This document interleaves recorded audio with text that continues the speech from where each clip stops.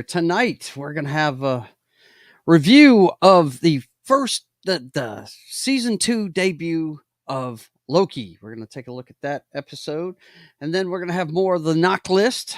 Uh, it's our buddy Knock checking out some of the greatest movies of all time, in our opinion, our humble opinions, and he's gonna give his views on it. Plus, we're gonna have a meeting of the Mojo Dojo Casa House production company and see if we can come up with some new and exciting new movies to make now that Hollywood has been closed for a while. All that and more tonight on State of the Atmosfere.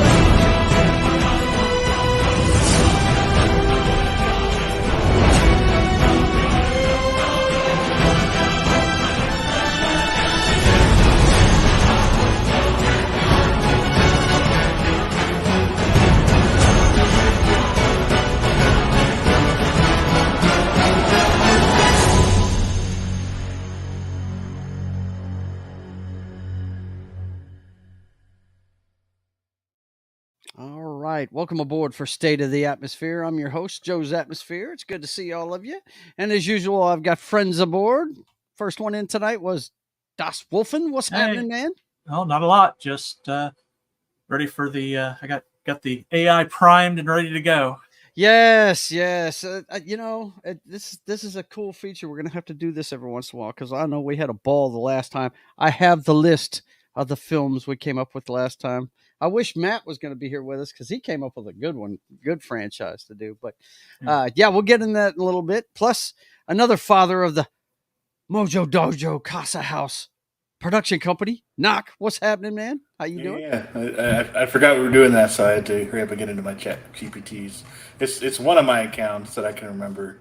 So unfortunately, it doesn't have the history of what we came up with last time. I've got the names of them. But I wanted to see the story because there were some really crazy good stories last time. Yeah, there were some good ones. And last in tonight was Jed. What's going on, man? How you doing? Yeah, you ready for Hollywood to steal our shit like they do everything else? Hey, man. what else? Hey, look, man. If they steal our shit, that means we're doing something right. Yeah. Okay. I don't know if you guys have ever noticed this over the history of motion pictures. It always seems like when there's an Armageddon, there's a Deep Impact. You know, there's always two movies a lot like each other that come out at the same time. You can't tell me they're not watching what each other does. No, you know what I mean? There always is. Like when Sharknado came out, all these shark movies came out. Like, it's craziness, man. Jaws came out. There was like the last shark was terrible. Did you ever see that on Mystery Science Theater? No, terrible. No. Let's see who we got here tonight. We got Clay Thomas and Low Spec. The Penguin is in the house. He stopped by last night too. We played DC Universe Online. Me and I call him Sears, but he's known by several names. He's known by Lunatic, I think, on YouTube, and no, I think he's Christopher Holly on YouTube, but on Twitch he's Lunatic. You know who I'm talking about, Knock. He and I ran last night. Me and Sears, we were running around. Did you go through the whole thing? Yeah, went through the whole thing. Yeah, I mean, these DLCs for DC Universe Online, they're very predictable now. They all follow the same formula. You have to go to the open world area where you do your dailies at. You have to do one of those missions. Then you have to, whether each one comes out with either a solo or a duo, right? Mm-hmm. And this time it's a solo. And so you have to do the solo, and then you do the alert and the raid. And, they just follow that pattern. Copy and paste bullshit for them, basically. Huh? It pretty much has been. Yeah. And I mean, the cities are already set up. They just changed the they changed the way they look a little bit. You know, Where does this one take place? it's Gotham. It's called Cursed Gotham instead of. You remember the last time they had a Justice League Dark when it was Chaos Gotham? Mm-hmm. I mean, it's almost the same, right down to. It's called Cursed Gotham, and they've even got one of those missions where you have to find 52 artifacts and break them. Remember the last time you were following those little purple dots, whatever the hell they were? You had to go as a group and try and collect those, and everybody would come up with a pattern. Well, now they've got the artifacts are there. You got to bust them, and it's pretty much copy and paste. I mean, look, that game, we put a lot of time into it. Mm-hmm. I know me and Knock have put in thousands of hours into that game, and a lot of money too. And nowadays I enjoy playing it, but I don't. It's like a job. If you want to be the best at the game, it's a daily grind with that thing. Play it every day. It's ridiculous. I used to play it every day, but I stopped. Dude, we played it every day for what, 6 years, Knock? Good God, man! It was a long time we did. It was, it was a thing. But with that game, with and if it was just the game, we wouldn't have stayed there that long. It was the league. Like, it was the guys. It's the guys you meet. I'm sure it's the same for World of Warcraft, right, John? Yeah. I'm sure. It's the guys you meet. I think that's every MMO. You find a group and you just gel. Knock and I would never have known each other. He lives in Virginia and I live in friggin' Louisiana. We would have never known each other. The only reason I know Joe is because Saxon took me when I was below level 20, like their guidelines said. Yeah. I was like, I'm only level 17. Is that high enough? And he didn't care. Come on in. Saxon don't care. Saxon was one of the greats, man. He really was. That's the only reason I joined the league is because he let me in. They were shouting for like 20 and above, but it's kind of like, if Bledsoe doesn't get his lung punctured, we never know Brady's name, right? It's kind of the same, It's just fate, But anyway, look, I want to start doing this because Knock did this on the 1 week he took over. I did like this. He started with the box office receipt from the weekend. So, I would like to look at that when we get started today, and just to show you the state of things going on with all the strikes and stuff. Of course, it's Halloween season, so we got a lot of freaking horror movies. Apparently, Exorcist Believer was the top. Oh, I've heard it's horrible. Paw Patrol was second after being the top movie the first week it came out. A Mighty Movie is what it's called. And then Saw X. The creator has not done well, man. I mean, it looked pretty cool to me when we saw remember when we watched the trailer? But man, this movie has not done well at all. On Monday, but I was too lazy. Yeah.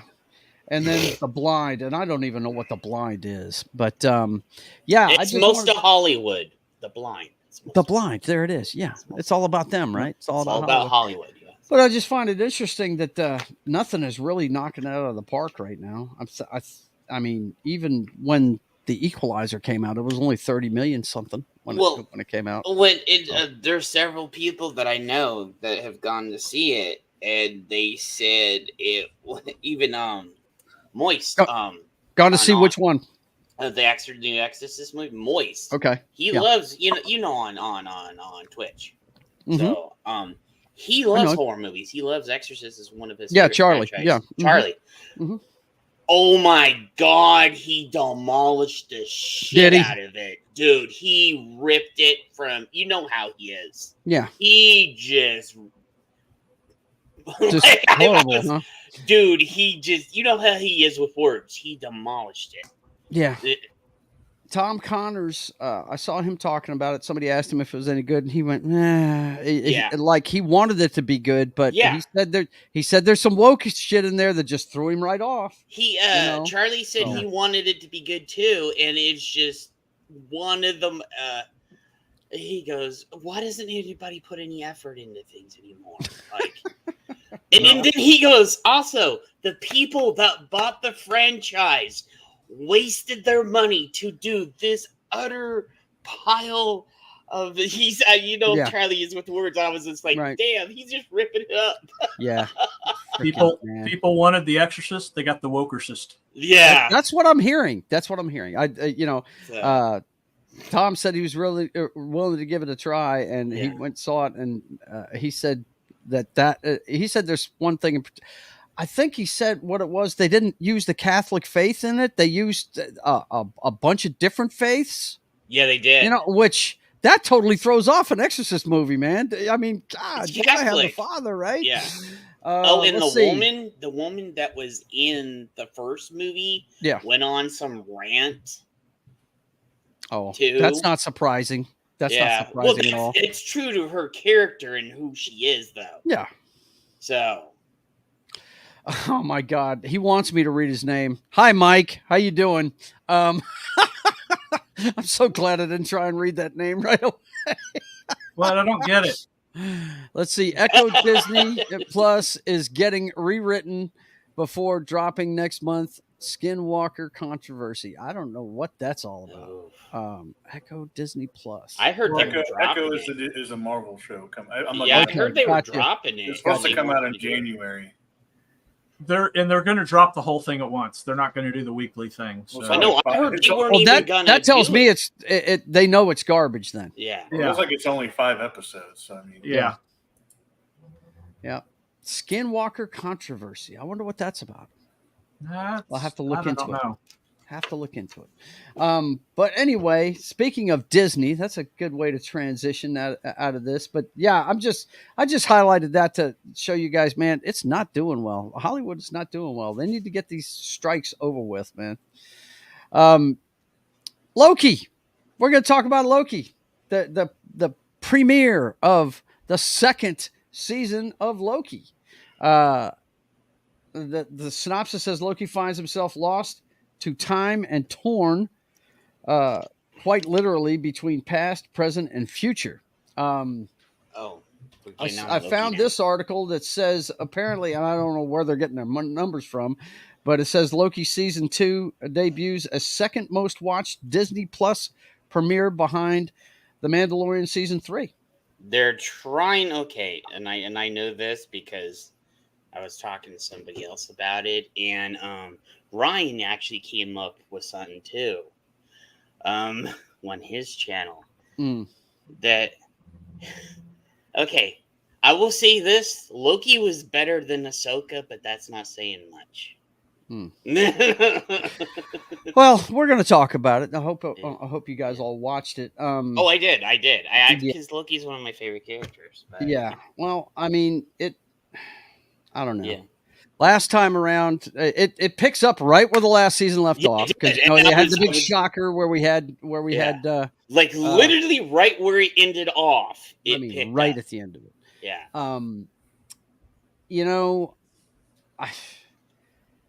I was very confused by this show. I really was. Me and my wife were just looking at each other like, what the fuck is going on? This whole show, man. I'm not digging it myself. Yeah, I kind of, so. Oh, are you gonna say any more, Joe? Go ahead. Yeah, well, we'll get into it, but that's just my opinion on this. Yeah, overall. I'm just not. I'm confused. I don't know what's going on, and I really didn't understand the post-credit scene. They do explain it, but a lot of people, and I understood it, but a lot of people said they didn't understand what was going on, and I'm like, I love time travel and all this other stuff, so I was like, okay, I understand that, and I love physics and everything else, so. Well. Let me throw this up here real quick. I'm glad I got that picture. This guy right here. Which one? Hang on. I'm fixing to show you. This guy right here, he's basically the same guy that he is in Everything Everywhere All at Once. Yeah, he's the same dude. It's the same exact guy. Okay, so I can explain what they did right here. Okay, so they basically did the Back to the Future thing. When Loki went back in time, Loki's changing time already. When he got sent, when he's time slipping. Remember, he doesn't have his glasses in present day, and he gave him in the future, he found out, his name's OB because they told him, and he goes in Back to the Past, he goes, do you mind if I call you OB? He goes, I like that. And then you go back to the future, and then they're like, hey, I remember somebody saying that they called me OB, and it was like 400 years ago. It's they're doing the Back to the Future thing. No, literally. no, they're doing the Bill and Ted's Excellent Well, Adventure. Bill and thing. Ted's too. I doing said Bill that. and Ted's. It's Bill and Ted's Time Rules, not Back to the Future. Yeah, but there also is a little bit of Back to the Future in there too. So my question is, what are you confused about it, Joe? Because Jed's going off on an explanation that you didn't even ask for. I didn't understand anything about it. Why was Homeboy having to go into a suit and go out to this thing and charge up this thing? Hear Opie say it like 4. He literally said it 4 times. If he doesn't, he has to hurry up, and otherwise his skin's going to get ripped off of him. Yeah. So, the thing he went out is called the Time Loom, and that is what is taking all the branching timelines and forming them into their perfect timeline. And he had to go out there because Loki's unstuck in time, so he's bouncing around between the branches. Mm-hmm. So that's what he fired that harpoon thing into the timeline to bring him back. But the energy coming off of the time loon would kill him if he was out there without anything, and that protection only lasts so long. So that's why he's out there in a suit. And Joe, this. Okay, go ahead. And Loki had to murder himself basically to make himself unstuck to time and non-existent. And I think that one part where you saw her and him together, I think that was maybe the end of the series or something right there. Maybe. When Loki killed himself, he basically unstuck himself from his time slip, and the harpoon basically shot and pulled him out of his non-existence. Yeah, so I think that's how he's going to get his powers back, too, because he's, like, almost full Loki. Because you see later on in the trailer where he does the duplicate Lokis and he has all this power. I think that's how he gets his power. I don't understand. He never lost his powers. He just he did. When? He did. He never used them. He just doesn't use them. He just doesn't use them. What do you? They said in season 1. You're making this more confusing. No, they said in season 1 that he couldn't. Do you not see they can't make it any more confusing for me, that was guys. falling down on top of him and stop him with his mind. Did you not see that, Jed? Do you forget about that? When him and Selby were going away from that. I know that's when they gave him his powers because they locked off his power in the first episode. In the first episode, they got rid of his powers. The only reason he ever lost his powers is when he put on the damn necklace thing. That was it. Yeah, that was the only time. I have no idea what you're talking about right now.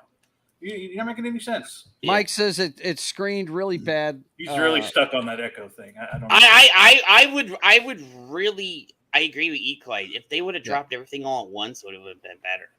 Alan from Film Threat has seen the first 4 episodes and said this show would be better if you binged it all at once. So basically, you need everything everywhere all at once. Yeah, there you go. That's it. That's why they got that guy. That's why they got him in there. Now, really, guys, everything was flying over my head like a NASCAR. Now, I did have to watch it twice. Because first time I wasn't really paying attention. The first time I was kind of playing a game while I was watching it, so I missed this guy, much like the other movie, explains shit so fast you didn't understand half of what he was fucking saying. Well, I did because I'm not old, but you know. Well, there it is. Yeah, I like the part where he said. I think there's a function where you could put it at times 0.75 speed. That might work. Yeah. I'm sure I could slow it down where they're all talking like. Not for him. It'd be normal, right? I like the part where he said spaghetti in a black hole or some shit. I was laughing. Obi had me cracking up. Yeah, dude, he plays basically the same character. Tom Hiddleston's good in anything he does. If anybody can polish a turd, it's that guy. Okay, he's really good. Loki was their best watched show ever on Disney Plus. Yeah. So, first season. I thought the beginning of Loki was good. I thought the ending of it sucked. Mandalorian would have beaten it out. Oh yeah, the ending sucked. Yeah, but the whole, it just, I don't know, man. Yeah, it just confused the fuck out of me. Me and my wife were both going, what the hell is going on here? And I didn't understand the post-credit scene either. I don't know what's up with the female Loki. She was one of the best things about the first season, and she doesn't show up. Did you watch the first season before? Did you rewatch the first season before watching this? Why? I think you missed a lot there. I think it would have helped. Yeah. A better understanding continuity wise for you to. That's what I did. I felt like it helped a lot to rewatch that and then watch the first season. You know what happened to Selby? Well, if you rewatch the first season, you would have had that fresh in your mind. What happened to her? Yeah. Mm-hmm. And what the ending scene would have been. So I think that's on you for not rewatching it. Yeah, and at the end, she wanted a place to belong, and she goes, "Oh, do I really need to rewatch things over and over again? It's like 6 episodes. Should I have to do that? It's like 6 episodes, bro. If you're gonna claim to be lost because you don't know why things happen, then yes, you have to rewatch it. Okay, well then I'm not willing to give this show that much energy, bro. I'm sorry, I'm just not. Yeah, I think like 6 episodes is a lot to watch. Come on. I'm sure things will get a little more clear as it goes on. This is what I got out of it. Something's fucked up with time, and they had to fix it. That's all I got. The details of it, I have no fucking clue. I don't know what the fuck they were doing. Well, it was time in that particular episode, but it's the branches. It's the branches coming about, and it basically overloaded their system. That's what it was. Yeah. And the fact they're no longer pruning the alternates, the variants is also causing stress on the system. By the way, I thought the console was and I'm going to say this is a loop. They've also talked about that this has happened before. So this isn't the first time that this has happened. It's like a loop with Kang and Loki. Seriously, that's the reason why it goes around and around and starts time after time. They've discussed that in the first episode. Yeah. Well, I'm going to keep watching it, not but man, woof. You talk about friggin' confusing the shit out of me. Well, Ouroboros means it's an internal loop. It's a Ouroboros is the snake eating its tail. Yeah, it's basically in a loop. That's the reason why the one universal timeline thing. This isn't the first time it's happened. They've said it. So. Yeah. Eclay says the big problem with this show is that all roads lead to Kang. Yeah, and how are they going to get him? Because he was accused all this shit, and they fired him, didn't they? I don't know. They didn't? Yeah. Okay. They haven't let him go. Nothing's happened in the last couple So months. basically, it's going to happen what happened to that one dude with Gunn when they said they fired Gunn, but Gunn came back and did stuff. I was fixing to say, man, with the strikes going on and everything, they can take a nice long break and use him all they want after that. Yeah. Everybody will have totally forgotten that he likes to bitch slap women. You know? So. Yeah, they basically let it die down. And then now it's okay. It happens in the NFL all the time. Yeah, sure does. As long as there's no video proof, it'll die down. Yeah, as long as you're not dumb enough like Ray Rice to do it in an elevator where there's cameras. Then, so I found it confusing. John, what did you think of it? It was okay. I mean, it didn't make me all excited to watch the whole season, but I'll watch the whole season. Yeah. I did like the guy that played Obi. He's probably the bright spot of Short the show Round so is far. great. He is great, no doubt. Dr. Jones. For those of you that don't know, that's Short Round from Temple of Doom, and also from Goonies. That's Data. Yeah, he's from Goonies too. Yeah, and the only reason she's in a McDonald's is because they have a tie-in with McDonald's. You're kidding me. Oh, you shit me? Yeah. I didn't know about that. Yeah, because I went to one of Cole's football games and we stopped at McDonald's to grab something to eat. Well, I got like the 4-piece chicken McNuggets from the kids' meal. Yeah. And the sauce has Loki on it. You know they have commercials everywhere for it. You know what's funny was that was the McDonald's I grew up in when I was a kid. That's an 80s McDonald's. I was like, holy shit, that's the McDonald's I had when I was a kid. Oh my god. Was it like the 60s or something like that? 80s. 80s? Okay. Yeah. Yeah, you do know that all McDonald's look the same everywhere, right? Yeah. There's a reason why they all look the same, and that's I don't know. I saw a McDonald's that had like those conveyor belt type deals. There's a few that there's are wow. Have you been in one of those automated ones yet? Well, it was set up like a diner that had a conveyor belt, like on where you could just grab it as you go. Really? Like it was kind of wicked. I don't know. It was fancy. Oh, wow. Okay. What were you saying, John? I was going to say the reason why is because they all franchises are required to build to the same template. booby twaps. Booby twaps, guys. Booby I twaps. like booby. I like booby traps. Pinches a pow, guys. Pinches a pow. Oh my God. Booby traps. What's up, Colin? Good to see you, man. But yeah, what did you think of it, Knock? You did all your research. I actually watching it the second time, I was cracking up the whole time, especially anytime Obi popped up. Yeah, because there were some jokes. Hang on, Jed. Shush, my turn. Now, I really like. Yeah, his jokes were killing it. Him and Owen Wilson together. It's like every couple sentences you kept bringing up your skin's gonna melt away, and the comedic timing was just perfect. And Owen Wilson. Yeah, I thought that was really weird, man. You keep sticking on that, and I want to know why.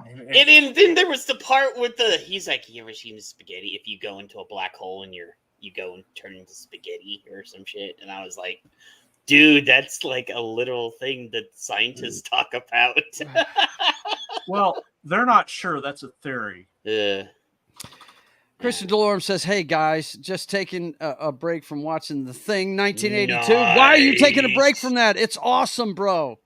We might have to put that on the knock list for my man. If you might have to test your blood, Christian." No, right? But I liked it. I definitely had to watch it the second time because, like I said, I missed a lot of key things. Like when I first watched it, I missed most of the stuff about what it looked like in the past compared to the present, with pretty much everything getting covered up with the new TVA design over before, where it had more of the Kang's face everywhere. Yeah, that whole thing where he used that trimming tool to show what was behind it was pretty cool. Yeah, I thought that was pretty. I did like to go in the back and forth with that. And like I said, it just kept cracking me up the whole time. And anytime OB was in there, I thought it was a little. I thought it was a little interesting. He was a little cold-hearted. He closed that door pretty quick. He's like, no, he's going to protect it. Boom. You can't stay out there too long. Sorry, So sorry about that, bro. I thought that was pretty interesting, and curious how many times Loki's going to have to kill himself. Right? How many times does he get hit with that? I want to see the new. I enjoyed it. I'm all in on this show. I'm really curious when the actual trailer comes into play, where they're in that they're at the play or whatever. They're looking for the 1800 Kang or whatever. Yeah. I don't know much about the actual storyline, so I guess he's the one that comes about and does something. Did you see the rumor that is the one from back in the day? That is the He Who Comes, or what the fuck they said? He Who Remains. He Who Remains. He Who Remains. Yeah, that one that they go back in time to is the one. And if you look at that thing he made, it's like the thing that turns the whole timeline into the one timeline. So that's the reason why they're having to go back in time to get him. It's like a whole loop, basically. And I was like, oh, that does make sense then. So, but everything's already, put out already and everything, and it's already done. Like in that last episode, he goes, "Here, this is what you're gonna say." Right, but then they crossed the precipice, and he had no idea what was going on. Yeah. Well, Jed, did you like it? You enjoyed it? It was okay. It was okay. It's just I wasn't like but I was just like I did like some of the time travel stuff in it because they actually were kind of writing the story this time. So I was like, wow, they actually had a little bit of thought into this episode. I'm shocked. We should tune into Captain Finity's channel and see what he thought of it.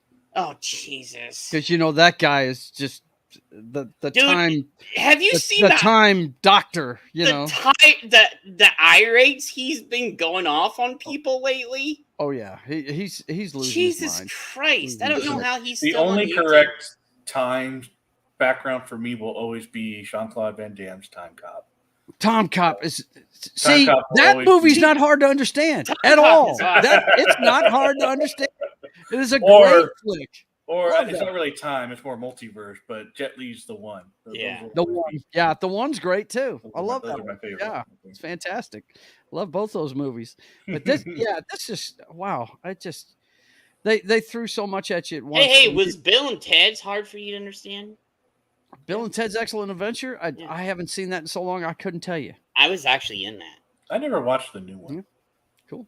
I was actually in that. Well, we might have to watch that here where I live. Well, does it take a photo of the Earth and you're on the Earth, so you're in the movie because you're on planet Earth while they took a picture? No, that's not it. No. Is that what you're talking about? He wouldn't claim that unless he was in it. I'm sure. Because I've been in a lot of movies. You just don't. I've been in one.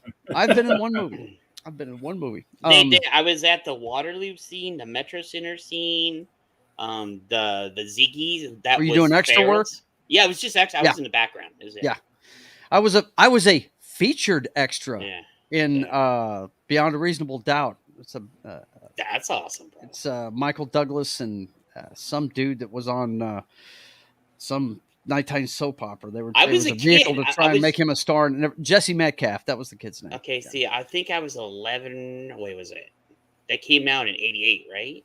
What? No. This movie was made around the turn. No, of the I'm century, talking about man. Bill and Ted's. I was just a kid. Oh yeah. I think I was just turning a teenager. Really? Yeah. So. Yeah. So I'm not really sure young. if I've ever watched it all the way through. I mean, it just seemed kind of silly to me. So I love watched Bill it. I haven't seen that. And they also filmed it at my high school, my future high school. Like when I didn't know that, but then later on when I went into high school, that was my high school they filmed it at. Man. Well, we'll see. We're going to keep doing it. We're going to do a review on it every week. So make sure you watch it before we get on here on Wednesday. And it comes out tonight, so I'm gonna. Yeah, no, it doesn't. It comes out Thursday nights. Yeah. Yeah. Wait, yeah, they don't drop it at midnight, man. They put it on. I'm a couple days off, so they do it yesterday. I said to Joe, it's Thursday night at 9 p.m. Eastern. Yeah, it's 9 p.m. Eastern, 8 o'clock Central, which is 6 o'clock your time. I thought I got a hold of Joe yesterday, and I thought yesterday was. Yeah, he thought Wednesday. yesterday was Wednesday. Yeah, I was like, what the fuck? Colin says, missed my chance to be an extra in the internship in college. Huh. Oh, well, listen, Red, it was a very important raid that night, and we needed you for DPS. I'm sorry, all right? Sorry about that, bro. How many times do you want me to say I'm sorry? I mean, how many times do we have to apologize for this, Colin? Look. I mean, dude, come on. At that time, it was a very hard raid. We needed as much, it was Elite Raids just came out. I'm sorry, Red. God. He's never either that he was hanging out with Roman Reigns, one of the two. He went to school with Roman Reigns, right? He said, "That's true. That's true." You're good. Colin used to run with us on DCUO. So, but anyway, yeah. I'm not thrown off by it, but I really didn't understand what was going on in this episode. I hope it cleans up from here. I hope they don't barrage you with I think it's going to get worse as it goes on. If that's the case, then I'll they're going to do their suffer through, I guess. Usually dismal Disney bullshit is. I tell you what, I have a crush on Sylvie though. Man. Yeah, she's cute. I just hate the fact she wasn't in the show. I was like, damn. You would fuck Loki? Oh. Dude. If Loki looked like that, yeah. What is that? Right? Was that a trans Loki? No, it's a fucking woman. What are you on about? Right? Why that's a woman. That's not a trans Loki. No, but I'm just like, it's still Loki, man. I'm like, no. It's Sylvie. Her name's Sylvie, right? Don't we have the names that are preferred now? Right? But it's still an alternate of Loki. Yeah. I don't know. I still don't. You're still not making a point. We're trying to get the show canceled, apparently. Hey, if his brother doesn't do it, I'm going to do it. Right. Somebody's going to have to try to. Okay, so we're done with that. Looking forward to the next one, but I hope I'm just not. What? I don't need that much information thrown at me at once, man. Yes, I'm old. I don't need that much shit thrown at me. We know about nights when me and Knocker everybody, you need to go see this last week's episode of Nights in the Overtopic with me, Knock, and Joe. It's fucking hilarious. Yeah, man. We got a good time. All right, next up, let's get into the Knock list and see where we're at. First of all, he's going to have some reviews for us, I think, on some of his homework movies. I watched a couple. I'm trying to remember exactly what I watched since last week. Didn't you say let's start out with Butch Cassidy and Sundance Kid. Now, It was okay. Really? I don't know. I didn't see anything that special about it. I really dig the chick. I mean, it was definitely. I was good. For me, it just. I don't know. It didn't hit. Yeah. It didn't hit for me. It just seemed like a typical Western movie. Yeah. Are you not a Western person, Knock? No, I'm all for it. I don't know. I didn't. Again, it's just about two guys traveling around robbing people, and he's millennial. He's not Gen X. That's what I'm saying. I'm late millennial, but okay. With Cassidy and Sundance Kid. So. I didn't grow up with Western, so I mean, I guess you could claim that, but you know. Oh, that's cool, Knock. How'd you like his rules for the fight? His rules? Which one? You don't remember the when the big guy wanted the big guy, was that Richard Kyle? I think it was. The guy that played Jaws, wasn't that him? Yeah, Richard Keel. I just remember one of the guys saying he never shot anybody before. No, you don't remember when the guy wanted to take leadership of the gang and he was like, "Oh yeah." You don't remember the rules for the fight? You're like, rules? What are you talking about? Oh man, Paul Newman's just too funny in that movie, if you ask me, man. And the whole thing with them and the shootout at the end of it and stuff. The funniest thing is when they're running from the fucking Pinkerton men and they just can't figure out who are those guys, right? They know where they're going every time, you know? Oh, I like it. I did like how there was like a story for everything. I heard about a guy that could track really well and blah, blah, blah. I heard about this guy with a white hat. And there was a story with like everything they were doing as they were going. There was just another story. They were kind of like unraveling who was following them as they were going. How'd you like when they used too much dynamite on the friggin' car door? That's right. Yeah, no. I do think it was a great movie. Again, now I do think I may have messed up because I did start watching it again after the Broncos lost.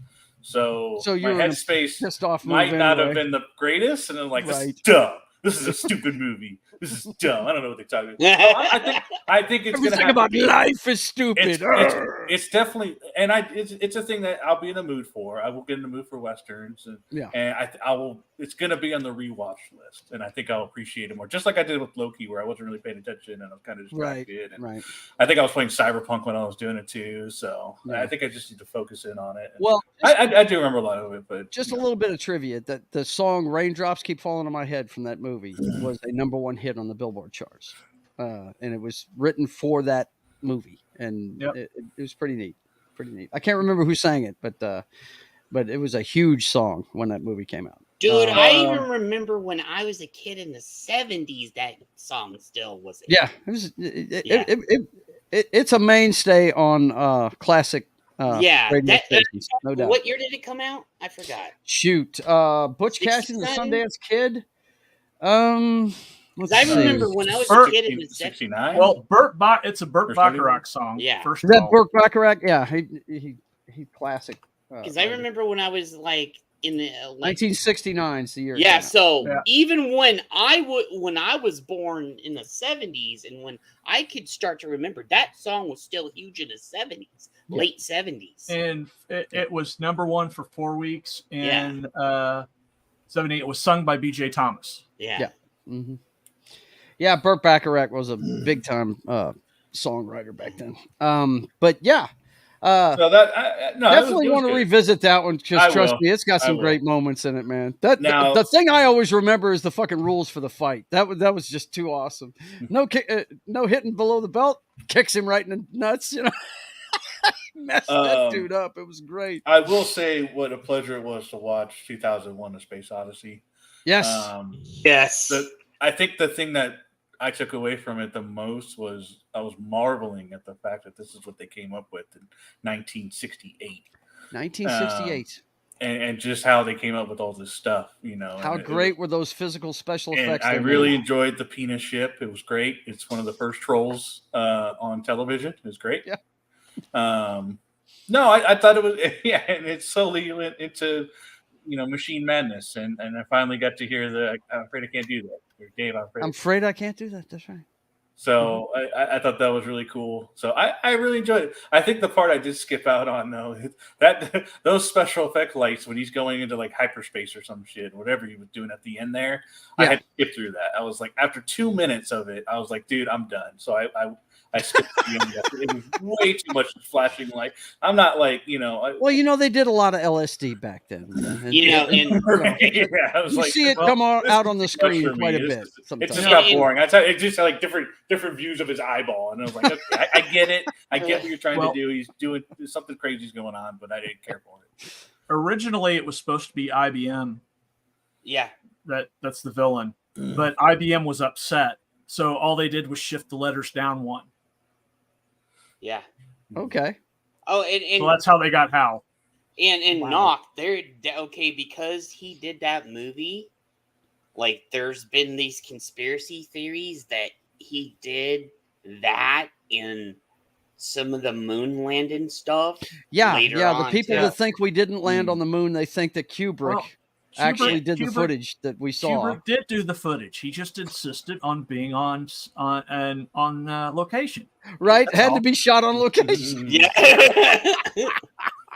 Wow. Yeah, he wanted method actors. That's what it was. Yeah, right. Yeah, you have to be the thing. You have to be the astronaut and do the actual astronaut work. Yeah, I knew you dig 2001. It was definitely really cool. I really dug the walking around in circle. They really loved doing the circle bit where they were constantly moving, and I could just see them planning that out where like they probably had like a little carton or something like that they had, and they just kept spinning that around to get that view of what they were doing. So it was really cool.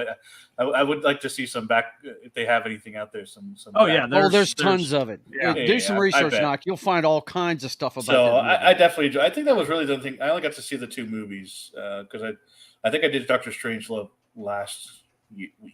I think I did review that. Yeah. So I think the next one on my watch list is Unforgiven. It's going to be next. And then you got to do Close Encounters. Yeah. Close Encounters. It's like you're putting Close Encounters on. I don't know. Yeah, it's kind of strange. I don't know why. Why are you doing that, man? I don't know. I don't know. I just have. Well, I did. As much as you love sci-fi, I figured it'd be top of your list. Yeah, man. right. Well, 2001 was kind of was sci-fi thing, right? There's a little bit, there's a good amount of sci-fi on this list. I can really do something at a time. But it's I got it. It's going to happen. But I want to do Unforgiven next, just because I kind of want to, break them up. Right. I did a Western, then I did a Space Odyssey. Now I want to go back and do something else. What I really need is a good comedy or something like that. I don't know if there's any must-see comedies, but yeah. Well, we'll see what's on the list. Going through your first 100 list. Yeah. So we ended on number 15, Sunset Boulevard. Yeah, I understand good, Jed. There's a lot of good movies out there. I don't want good. He wants the top tier. I want the best. Hang on, Ariel's in the house. She said that on Jed, my channel. When you're going to wash your fursuit. And then goes, oh, he's being mean to me on my stream. I was like, you do know Joe can see everything, right? Yeah. Trying to play it off like always. I never lie. I tell stories that may not have happened. Yeah. Fairy tales that don't coincide with what doesn't happen, but never lie. There you go. All right. Well, so we're back to your list then. Mm-hmm. And we've got 15 to go. Sunset Boulevard is a soap opera. Yeah, I think this is what we. Skip that. Although, like I said, William Holden and Gloria Swanson, excellent. It's a good movie. They're great. But Knock would be bored by it. Oh yeah, you wouldn't. You want to watch William Holden? You watch Network, damn it. Yeah, it is only 110 minutes, so I mean, it's short. It's not like it'd be forever. On the Waterfront. Marlon Brando. I recognize the name, but I could have been a contender. I could have been somebody. I know. Yeah. That's, they give it an 8.1. I guess that's where I'd put it too. It's got some real big heavyweight. Carl Malden, you never can go wrong with that guy in a movie ever. Rod Steiger. But I don't know. I put this I would say high A. I don't think it's an S. I think it's an A. I would say 6 or 7. But if you ever get into Brando and want to know more about why they thought this guy was a phenomenal actor, him specifically, I believe he won an Academy Award for this movie. I think I'll have to look it up, but I think he did. I think you're right. Yeah, I think this is the one he won his little gold statue. Could have been somebody. Yeah, could have been. I don't know if I mentioned this last week, but I did put the No Name trilogy or whatever. Yeah, Man with No Name. Good, the Bad, and the Ugly. I did put those 3 on. I do want to watch those 3.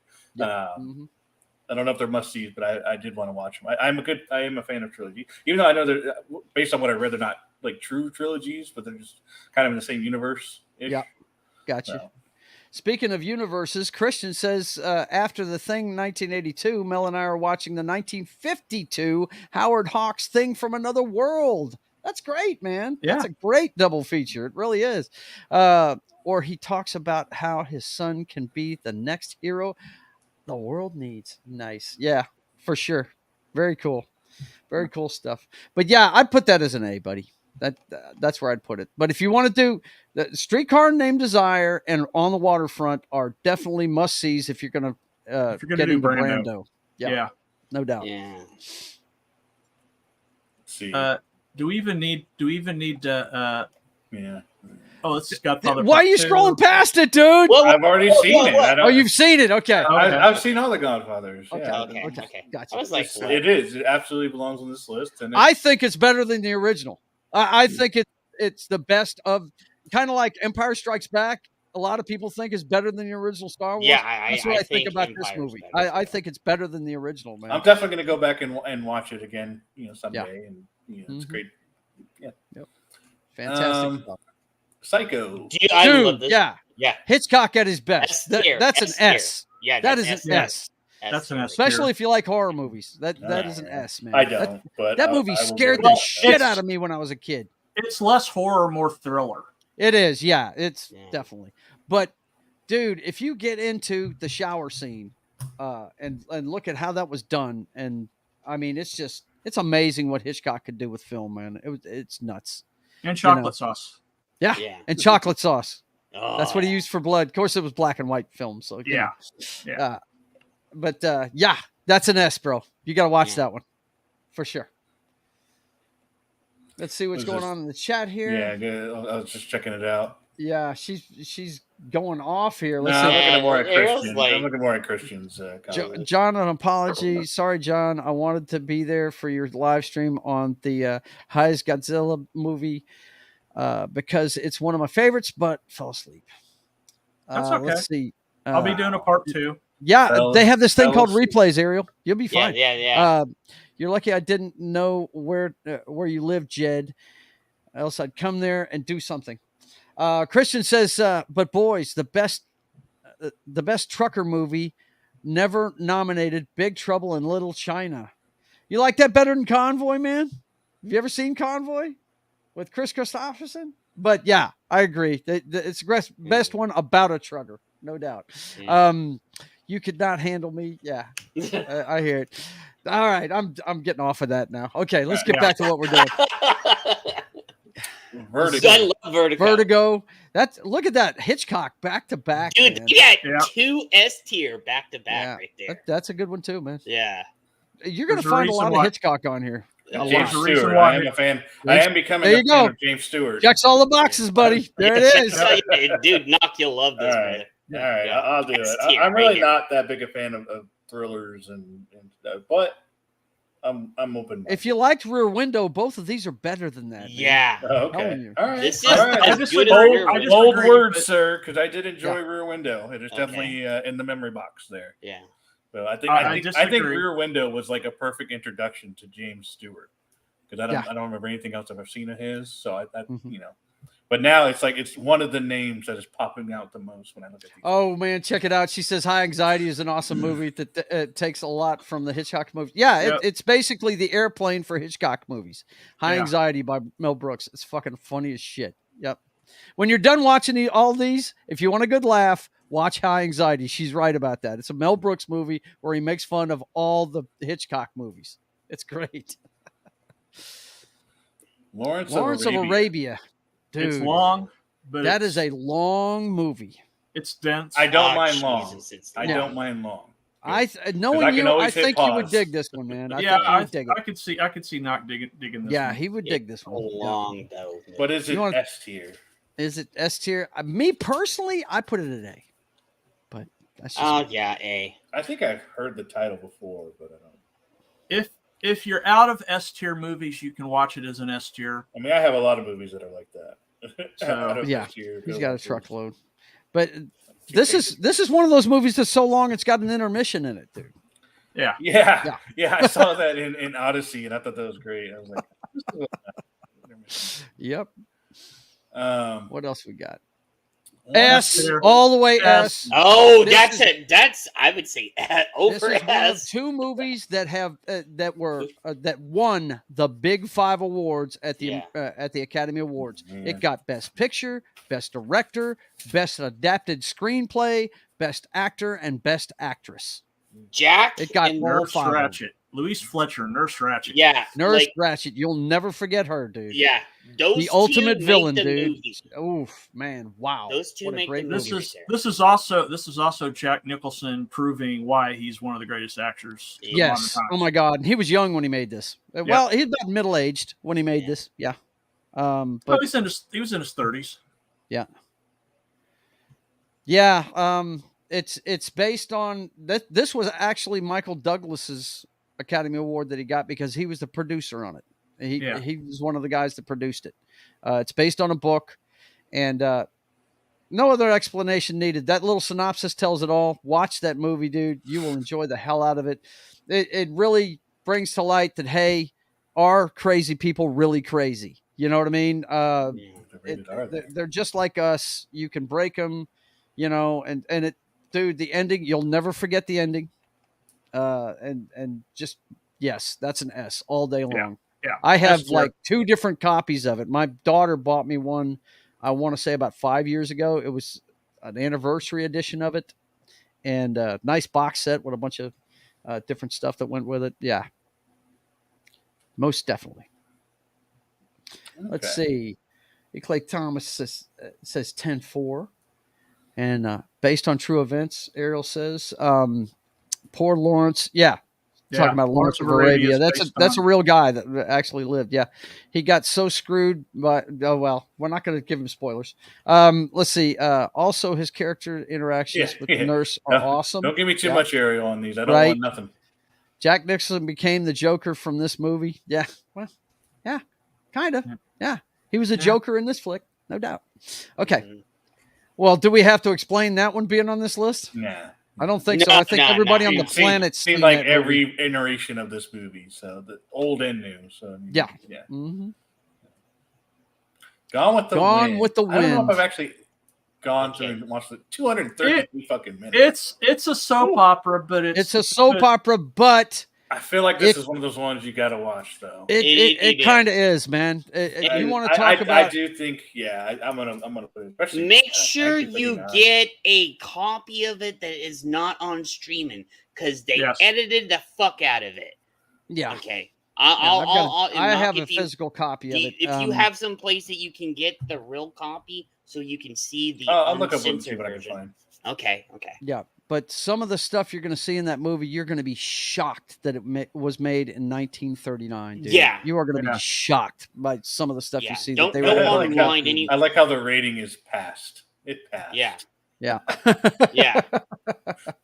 On Max, on Prime Video, and any of the streaming services edited the fuck out of it. It's like, oh yeah, I've seen The Wiz, Ariel. Yeah. I've seen The Wiz, and that's actually a good movie. That was a good movie. Keep on down the road. Yep. So, yeah. That was a good flick. It's not as good as the flying monkeys in the first one though. It's not as good. Yeah. What we got next? Oh, we already have. Well, you knew Citizen Kane's on there. It's already on the list. Yeah. It's number 1 on the list. Yeah. I don't get it, so I don't put it as an S tier. So yeah. Mm-hmm. Yeah. All right.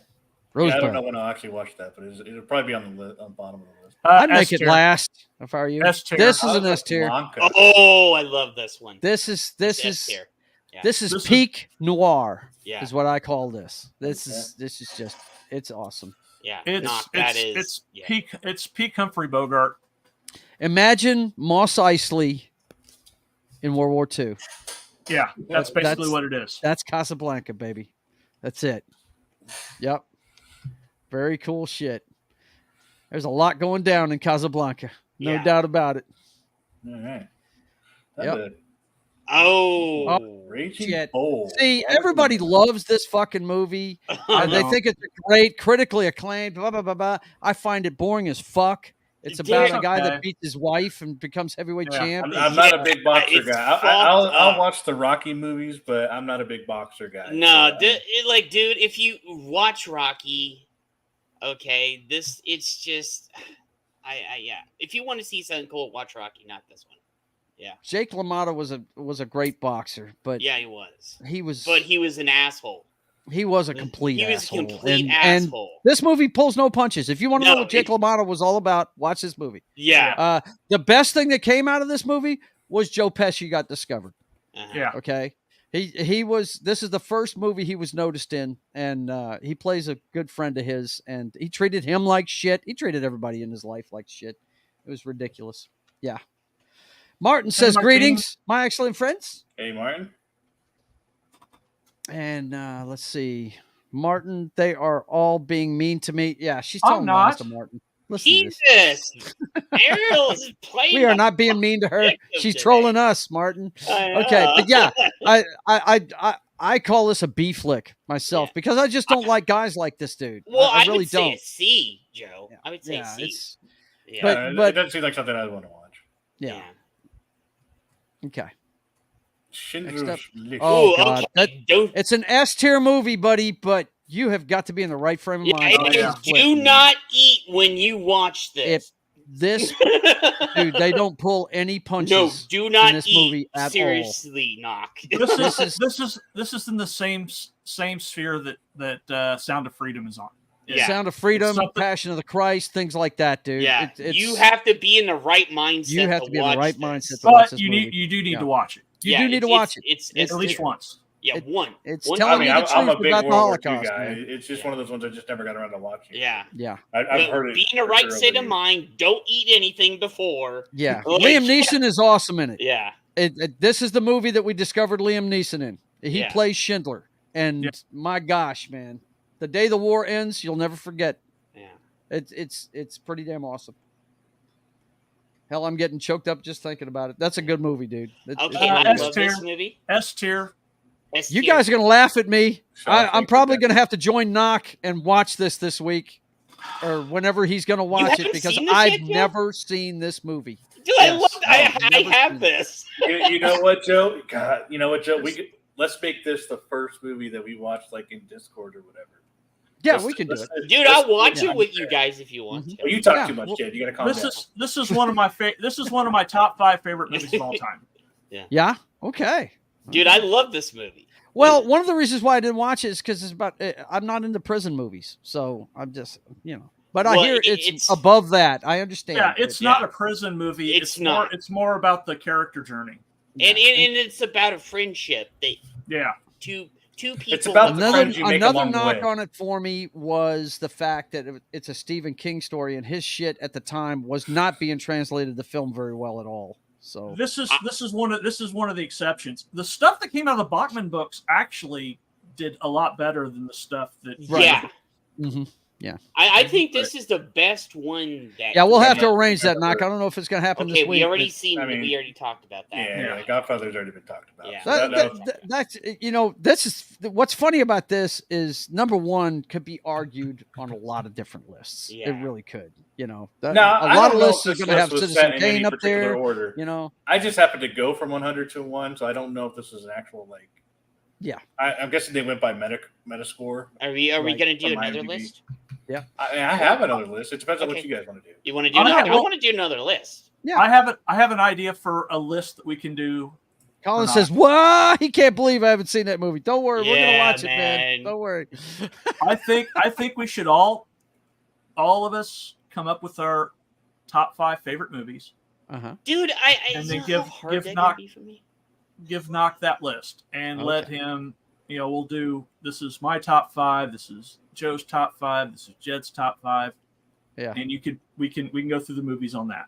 What about my top 5? Dude, I would have to do 10 because I can't just put 5 in there. I can put 5. I would have to do more. I'd have to think about that.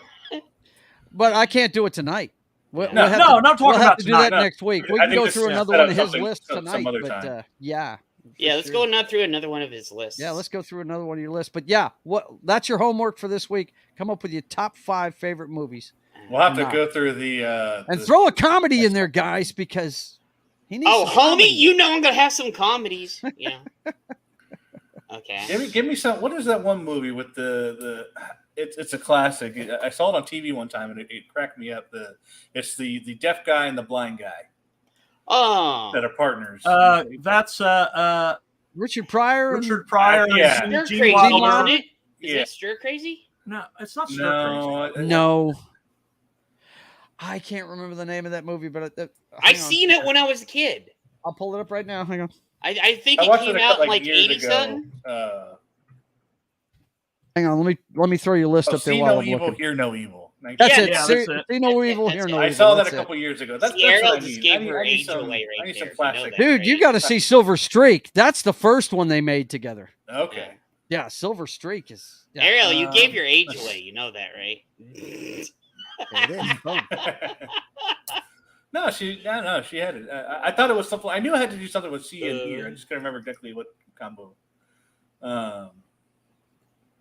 Yeah. Well, what if we did the same? I mean, they can, they can talk amongst themselves and see if they got any repeats. Oh yeah. Yeah, I'm gonna put some. Oh, we're probably gonna have repeats. Then again, we might not. You never know. Yeah, no, me. I would be the first movie that I have, and I'm going to say it, but the first movie I have, I'd be surprised if anybody else had it on their list because nobody liked it except for me.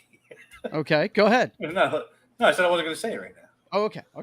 I can. Gotcha. For me, one of my favorite movies was Equilibrium. Okay. Yeah. Nothing wrong with that. That's a good flick. Christian That's a Bale. good flick. Yeah, the whole fighting stuff, and it's just the whole taking a pill and not having feelings. It's a crazy. I'm always a fan of those movies that are in the future that have like a different take on how they stop wars. Yeah. I can guarantee I've got a movie on my top 5 list that you're going to go. Oh, I think your whole top 5, I'm probably not going to be able to see. Honestly, you know what we should do? No, it probably wouldn't work because it kind of. But I feel like we should put a restriction for John that's like no monster movies, no kaiju. But then again, that kind of takes away from being the top 5. So I'm not going to say that.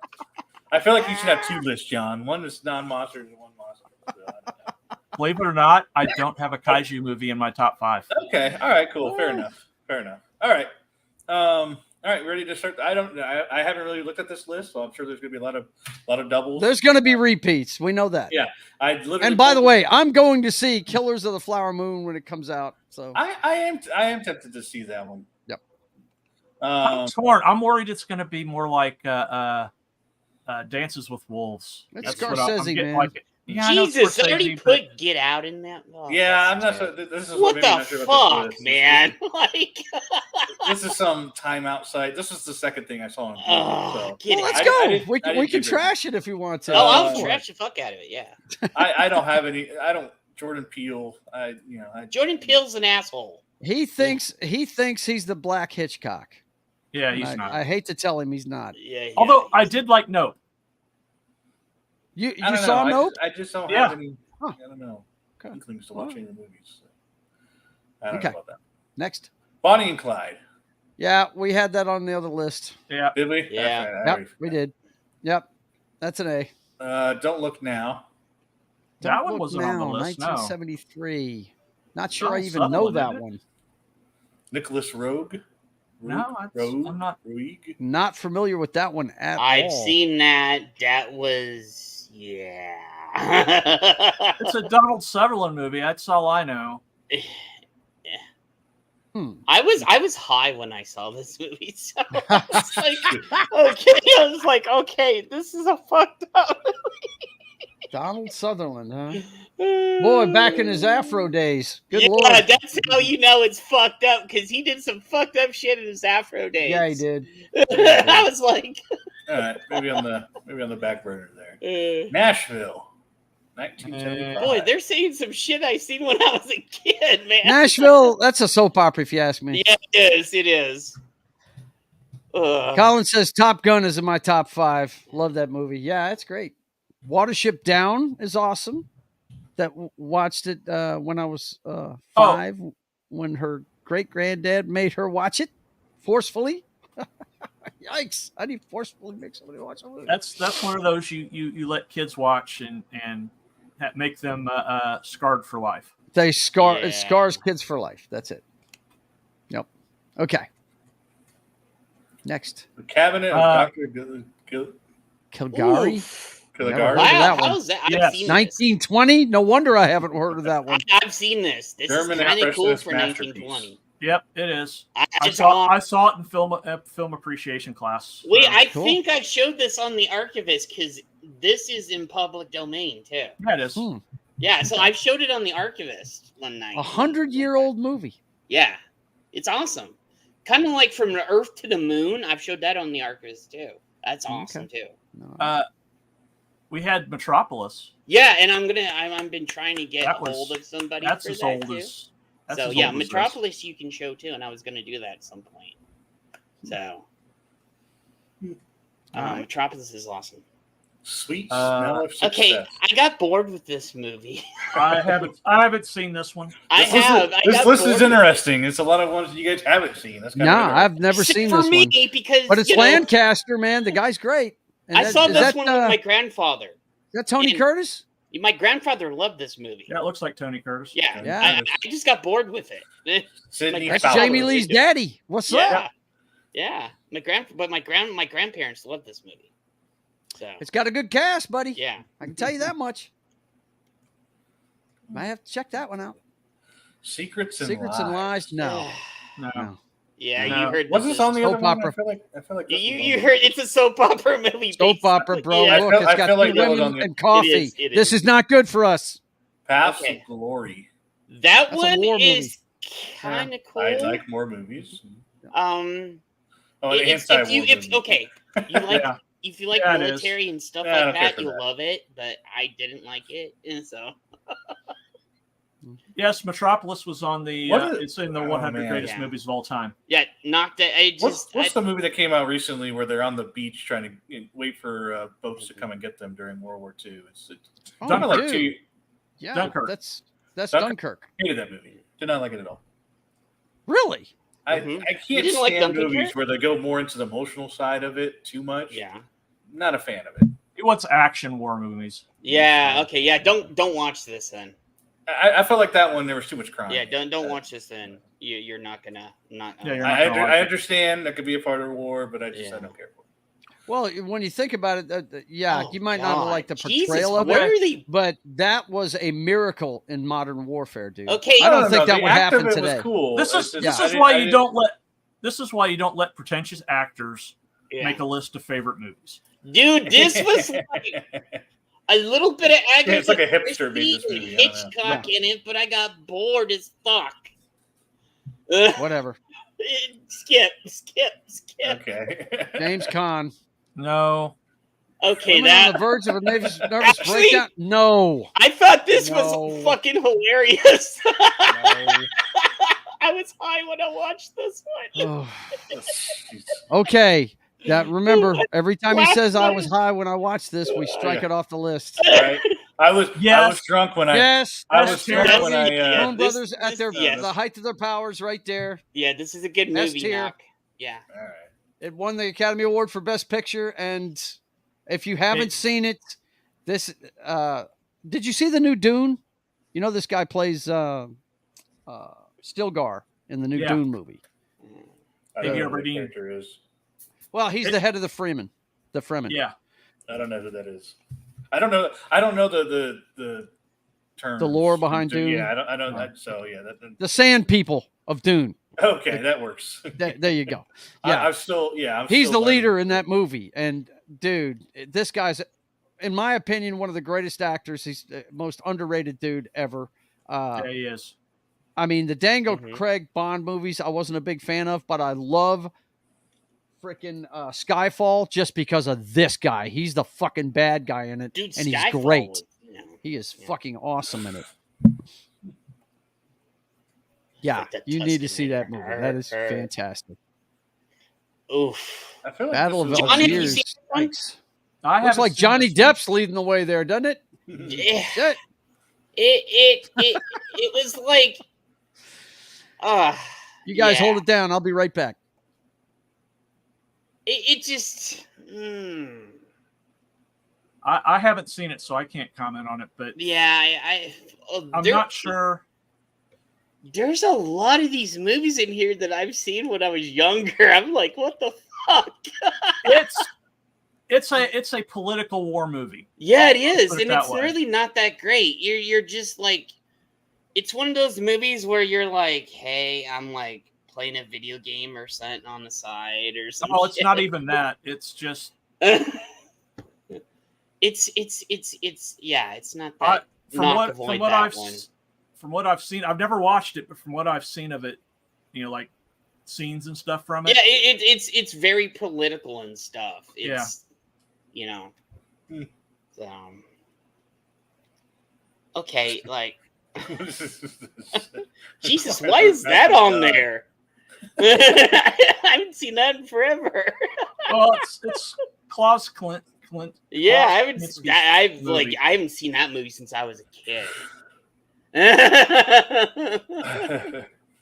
That's how long it's been since I've seen this movie. I like his jacket. I like the little spikes on the jacket. They have some cool like costumes and stuff in the movie, but besides that, I don't like it. 7. I've watched it. Okay. Go I ahead. do want to remember. I'll have to rewatch it someday, but I have seen. Dude, I love the first time I watched 7. I was like, yeah, it's in that vein of Zodiac with Jake Gyllenhaal. Dude, I was like, when I saw that the first time, I was locked into that movie.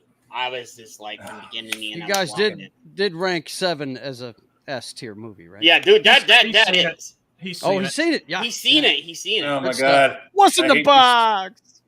What's in the box? I hate these freaking. Just hit the X or use brave. Look at that! It's like it's dead. What's in the box, man? What's in the box? Yeah, well, that's okay. That's okay. Do you know what number we were on? 7. Number 7. Okay, well, let's do the top 10 of that thing there. No, we weren't on 7. That was the movie. What's in the box? Martin said, it's just the movie. We were like in the 90s. Yeah, we were in the 90s.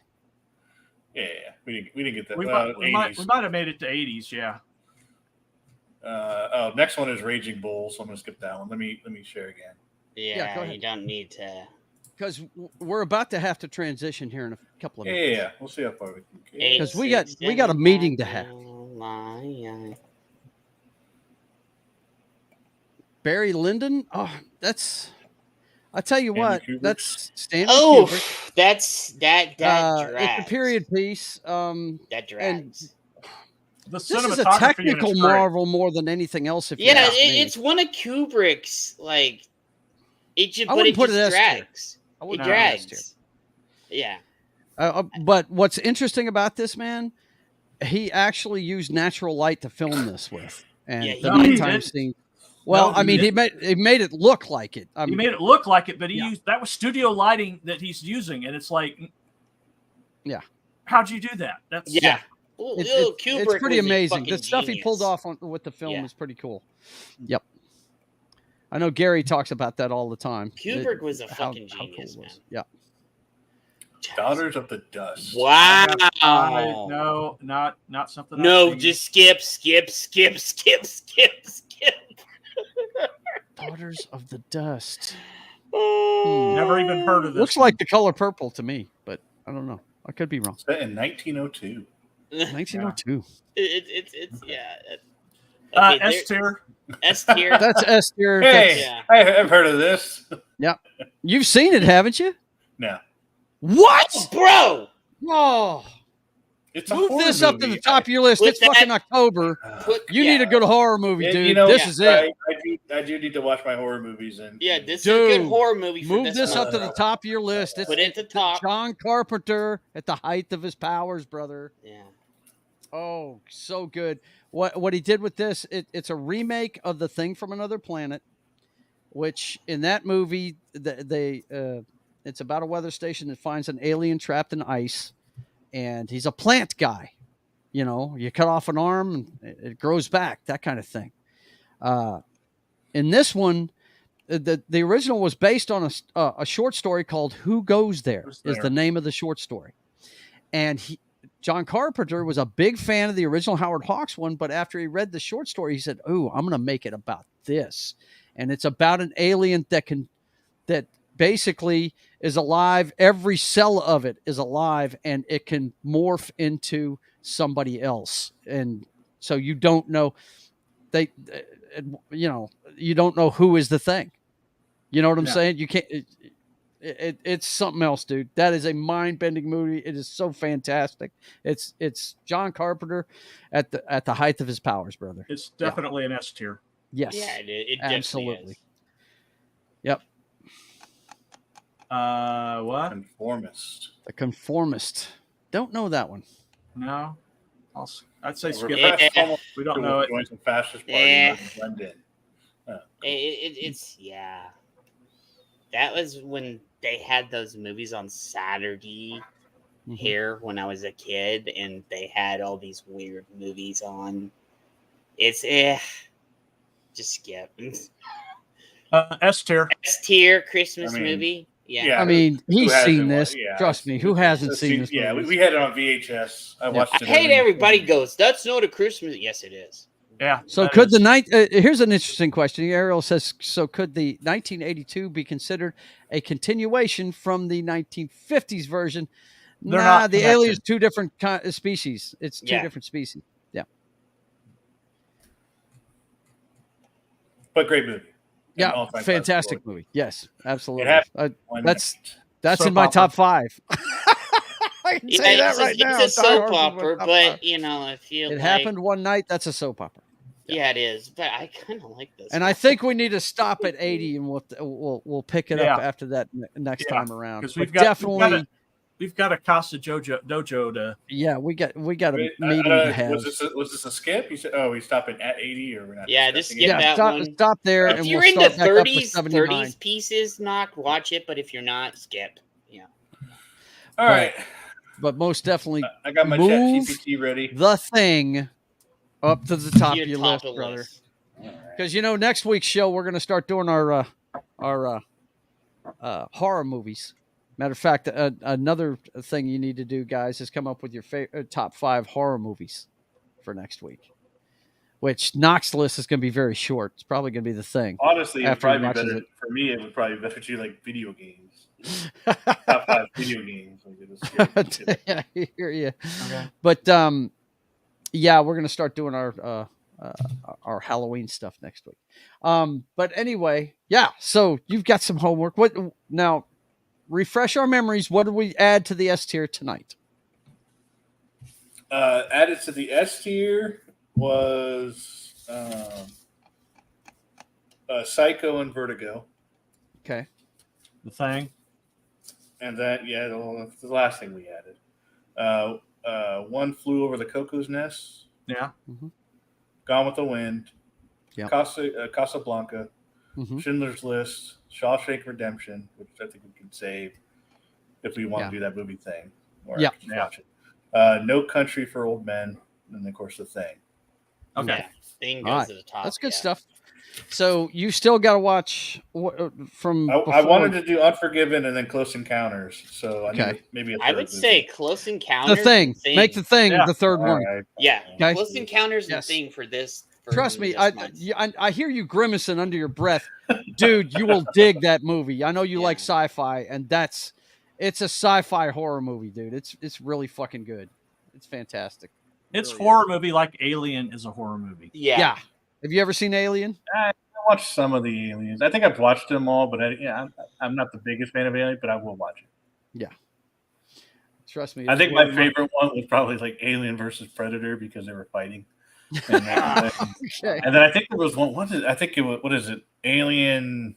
I think it was like the third or fourth one. There was like Redemption or Oh, they went downhill, like seriously, by the third. I liked it because it wasn't really a scary movie. It was more of like this action team going against aliens. I don't know. Mm-hmm. They've never done aliens versus Ariel Predator. says, actual horror like suspense or slasher movies, they aren't really horrors. I'm gonna have slasher movies on my list. No doubt about that. It was Resurrection. Lawrence Arabia didn't quite make the cut, darling. I think it's on the B list. I think Lawrence was on the B list. It's high on the B list. Lawrence is on the B list, so it will be watched someday. Yeah. I've got a theme for the Casa house. Okay, hang on. I gotta come up with mine. We got to bring out the president real quick and let everybody know what we're doing here. We're having a meeting of the Mojo Dojo Casa House movie production company. Yes. And let me just remind people what we got into last time. Matt came up with one called Special Features, which was going to be an anthology kind of thing. And I think the first one we were going to do was Threads of Survival on that one. Let's see. We were going to do a Darth Bane movie called The Path of Darkness. We were going to do that. We were going to do Sales of Rivalry. That was one of Knox's things he wanted to do. The friggin' the sea. Yeah, see, I gotta find my other ChatGPT login and get back those stories because I know they exist somewhere. Yeah, I don't remember what chat. I don't remember what those movies were about, but they were really good. Yeah, they were. Muzzle Slav Tragedy. Let's see what else. I'll have to find what episode that is. We gotta figure out what episode that was, and I'll have to go back and watch them. Okay, and then maybe transfer. Oh, I can tell you which one it was, man. Hang on, I'll drop the link in the chat. I definitely want to people can go back and look at it. We had the Epidemic Eclipse. Oh, I remember that was an awesome one. That would have been great for this month. Yeah. So right? I can remember the synopsis of that one. That was the one I got created because that was my idea for what if basically the coronavirus came back at full speed and an actual virus, a real one. And basically it was in a world where humans, vampires, and werewolves were in, and everybody got affected. Yeah, everybody did. Nobody was safe from the virus. Everyone got affected. So it was what would happen if everyone got infected by a virus. Yeah, that was pretty cool. It was crazy. And then Odyssey of Valor was the last one that I had listed for. I don't even remember what Odyssey of Valor was. We have the titles. I'm definitely going to go back and transcript some of those. Yeah, let me. They came with full actors and everything. Quick. Yeah, I'll pull it up real quick. And I'll drop it in the chat. You guys go ahead and get started with what your new ideas are. There was somebody that kept popping up in a lot of them, though. I forget who it was. I don't think it was Tom Cruise was popping up in a lot of them sons of bitches. Yeah, I can't. There was definitely one person that kept showing up in most of them. But I was going to say the theme, at least the theme that I wrote my movies based on. I went with properties that, regardless of who owns them, that I'd like to make a movie for. Okay. Got you. So it could be any book, TV, video game. Oh, okay. So you want to adapt another media? Yeah. Okay. Gotcha. You want to do some media adaptions? Okay. All right. I'm down. I think Mike is just a repeater. I think he just wants to spread. I think that's a bot. Oh, hang on. Want me to get it, Joe? I got it, brother. I got it. Okay. There we go. Yeah. Okay. He's Toast-O-Matic. Okay. Oh, shoot. We had some people come in here. Let's see. Ariel says Mojo Dojo. Yeah, Mojo Jojo Dojo. That's it. Exactly. The Dork Knight says, "What up, y'all? Not Danny. How you doing?" Yeah. And she says, "Hi to Dork." Everybody's saying hi to Dork. What about great bad movies like A Boy and His Dog and Putney Swope? Yeah, different list. I mean, A Boy and His Dog is not a bad movie. No, it's not. No, it's not. But yeah, we're going to continue this knock list thing. It's a way for us to pass on to knock movies that we think are just some of the greatest things ever. I can't wait till we get to B movies for knock. One of the worst rated movies of all time. You'll see it on a list of the worst top movies or top worst movies. and it's one of my favorite movies of all time. It's probably on my top 5. I'd have to see my list. The 13th Warrior, and the reason why is because the 13th Warrior's awesome. I agree, but it's on list. It's literally on it list for the worst movie ever. That makes no sense. And I was like, I grew up with it. I like the idea of a group of fighters, coming together. It's basically it's basically Lord of the Rings. It's just kind of without the ring. It's just right without the ring. That's it. Okay, here it is. Let's see. Let me grab the link and drop it in there. All right, guys. This right here is the link to the show last meeting of the Mojo Dojo Casa House. The thumbnail. Let's see. I can share think it was the thumbnail. But we watched that because I think we discussed some stuff beforehand. So yeah, but there it is right there in the chat.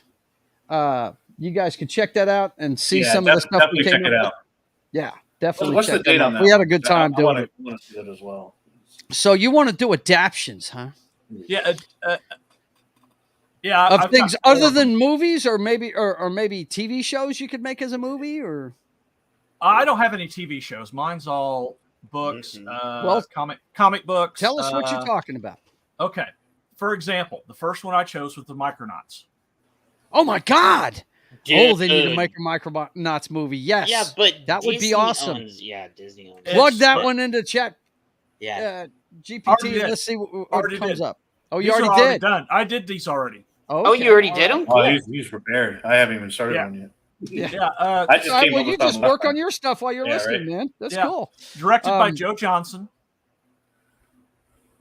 In the not so distant future, brilliant scientist Dr. Philip Prometheus unlocks the secrets of the microverse, a hidden dimension teeming with life at some atomic scale. He discovers the existence of the Micronauts, a group of heroic, shrunken individuals, each piloting unique robotic suits with incredible abilities.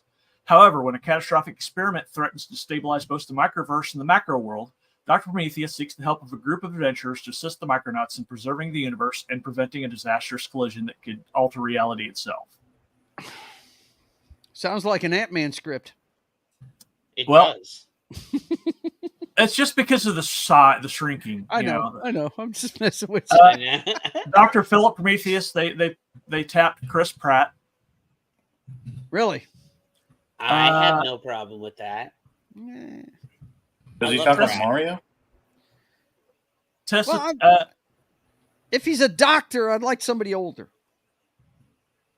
I'm just thinking the scientist needs to be older. How about the dude that was going to play Mr. Fantastic, but Disney's stupid, that he played it? John Krasinski.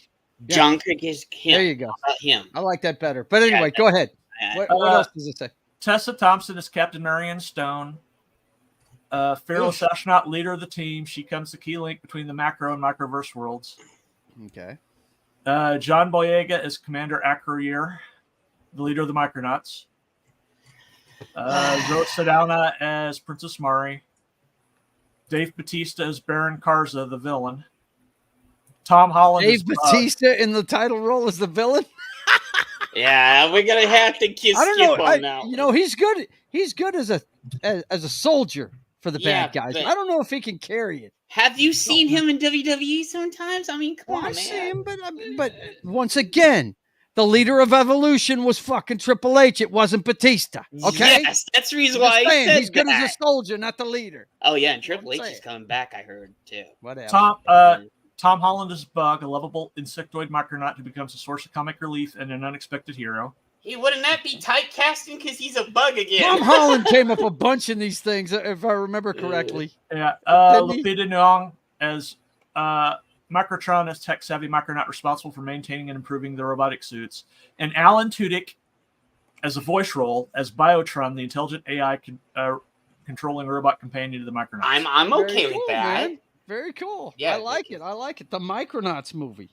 Very There's cool. just a few of them that I'm like, you need to recast. But the first one, I think we need to change to Kaczynski. I can't see. I can see. I guess I'm tainted by the Jurassic Park movies. He's more of a soldier to me. Pratt. I don't think he's. If he's the leader, he's going to end up being a goofball like he is in Guardians of the Galaxy, right? You know, he can be like. He can be. I understand he can act. I've seen I've seen the Terminal List. I know the guy can act. Yeah. I'm just saying he's better as somebody. You know, he'd be better as a soldier. Kind of like Batista's better as a bad guy soldier. He's better as a good guy soldier. Yeah. Okay, what else you got there, buddy boy? Well, okay. The next one is called Lieutenant Larry, the Outlaw Stars. It's based on a series of books written by David Drake. Okay. The plot is in the year 2025. Actually, it should be 20. Dude, give me the name again. Outlaw Star from the comic, the cartoon show? No. It has nothing to do with the cartoon. Okay. Lieutenant Larry. Lieutenant Larry? Larry, like Dennis O'Leary, but gotcha. Written by David Drake. Okay. It's a space opera series. Okay. All right. But humanity's expanded its reach across the galaxy with vast interstellar empires vying for power. In this turbulent era, It's Dune. Lieutenant Daniel Larry, charismatic and audacious starship captain, commands the RCS Princess Cecile, a fast and heavy armed corvette. Larry's reputation as skilled strategist and daring leader has earned him the nickname of the Outlaw Star. Yeah. The story follows Lieutenant Larry and his loyal crew as they are assigned a perilous mission to a distant politically volatile star system. Their mission to negotiate a delicate peace between two warring factions, but hidden agendas, conspiracies, and treacherous rivals threaten to unravel their efforts. As Lieutenant Larry and his crew navigate the treacherous waters of galactic diplomacy, they must also contend with deadly space battles, espionage, and betrayals. Lieutenant Larry's brilliant tactical mind and fearless crew put the ultimate test as they strive to secure peace while confronting a powerful adversary who will stop at nothing to maintain the status quo.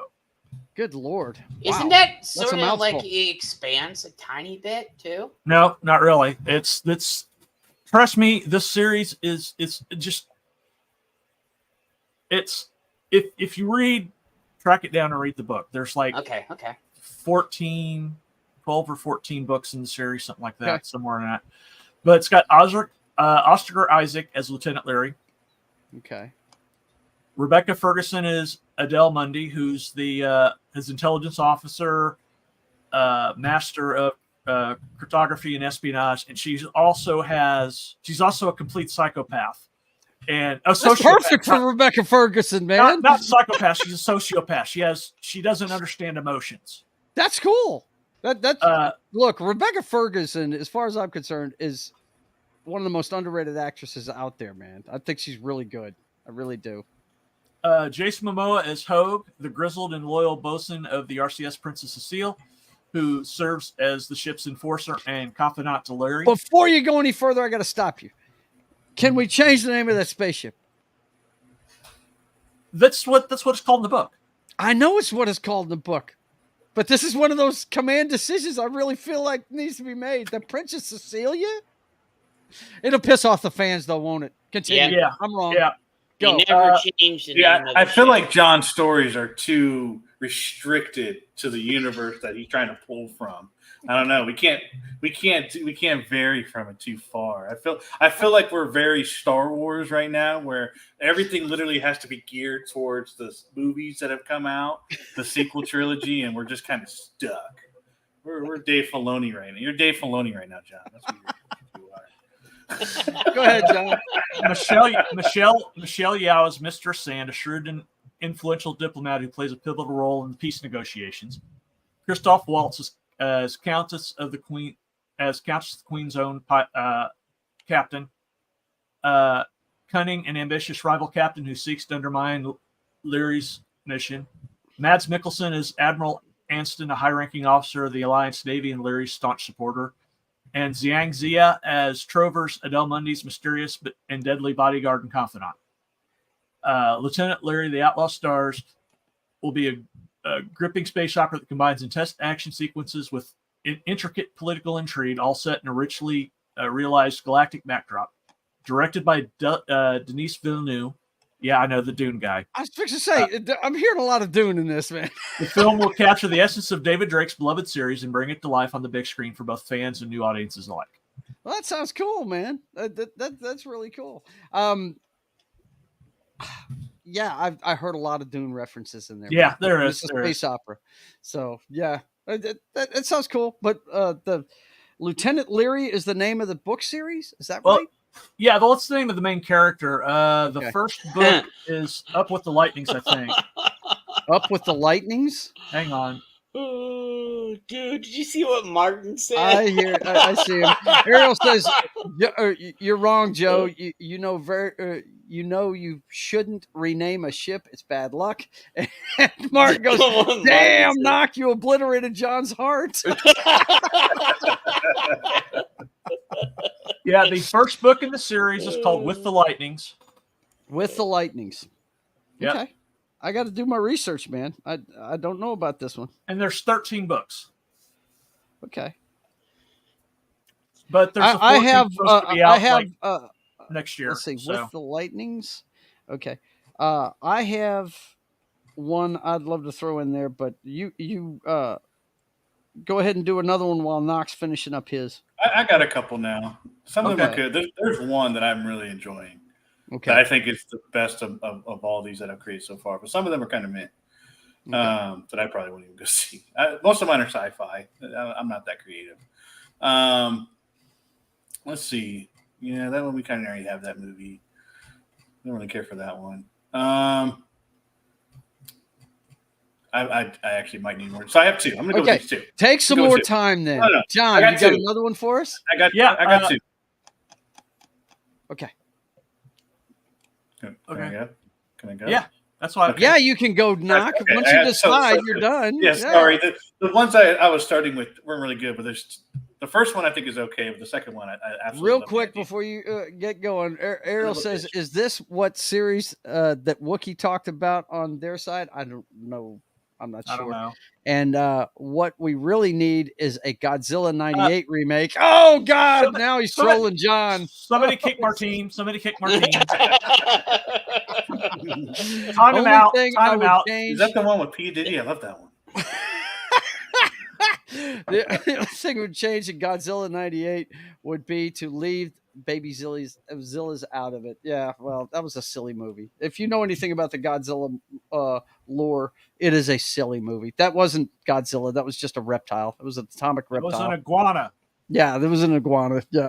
And I remember because when it came out, the commercial was always like, "What's he want?" I said, "Well, he wants a flat rock and a heat lamp. He's a fucking iguana. What do you expect?" All right, Knock. Let's hear what you got. All right, so this one's just kind of an interesting premise. So the title of it's called Cosmic Comedy Clash. Right? Cosmic Comedy Clash. Now, this isn't a remake, I take it. No, these are all just stories. I told it to make a movie with this theme. Okay, Cosmic Comedy Clash. Yeah, so basically the movie about a dozen of the greatest comedians in history kidnapped from time to fight in a battle arena in space.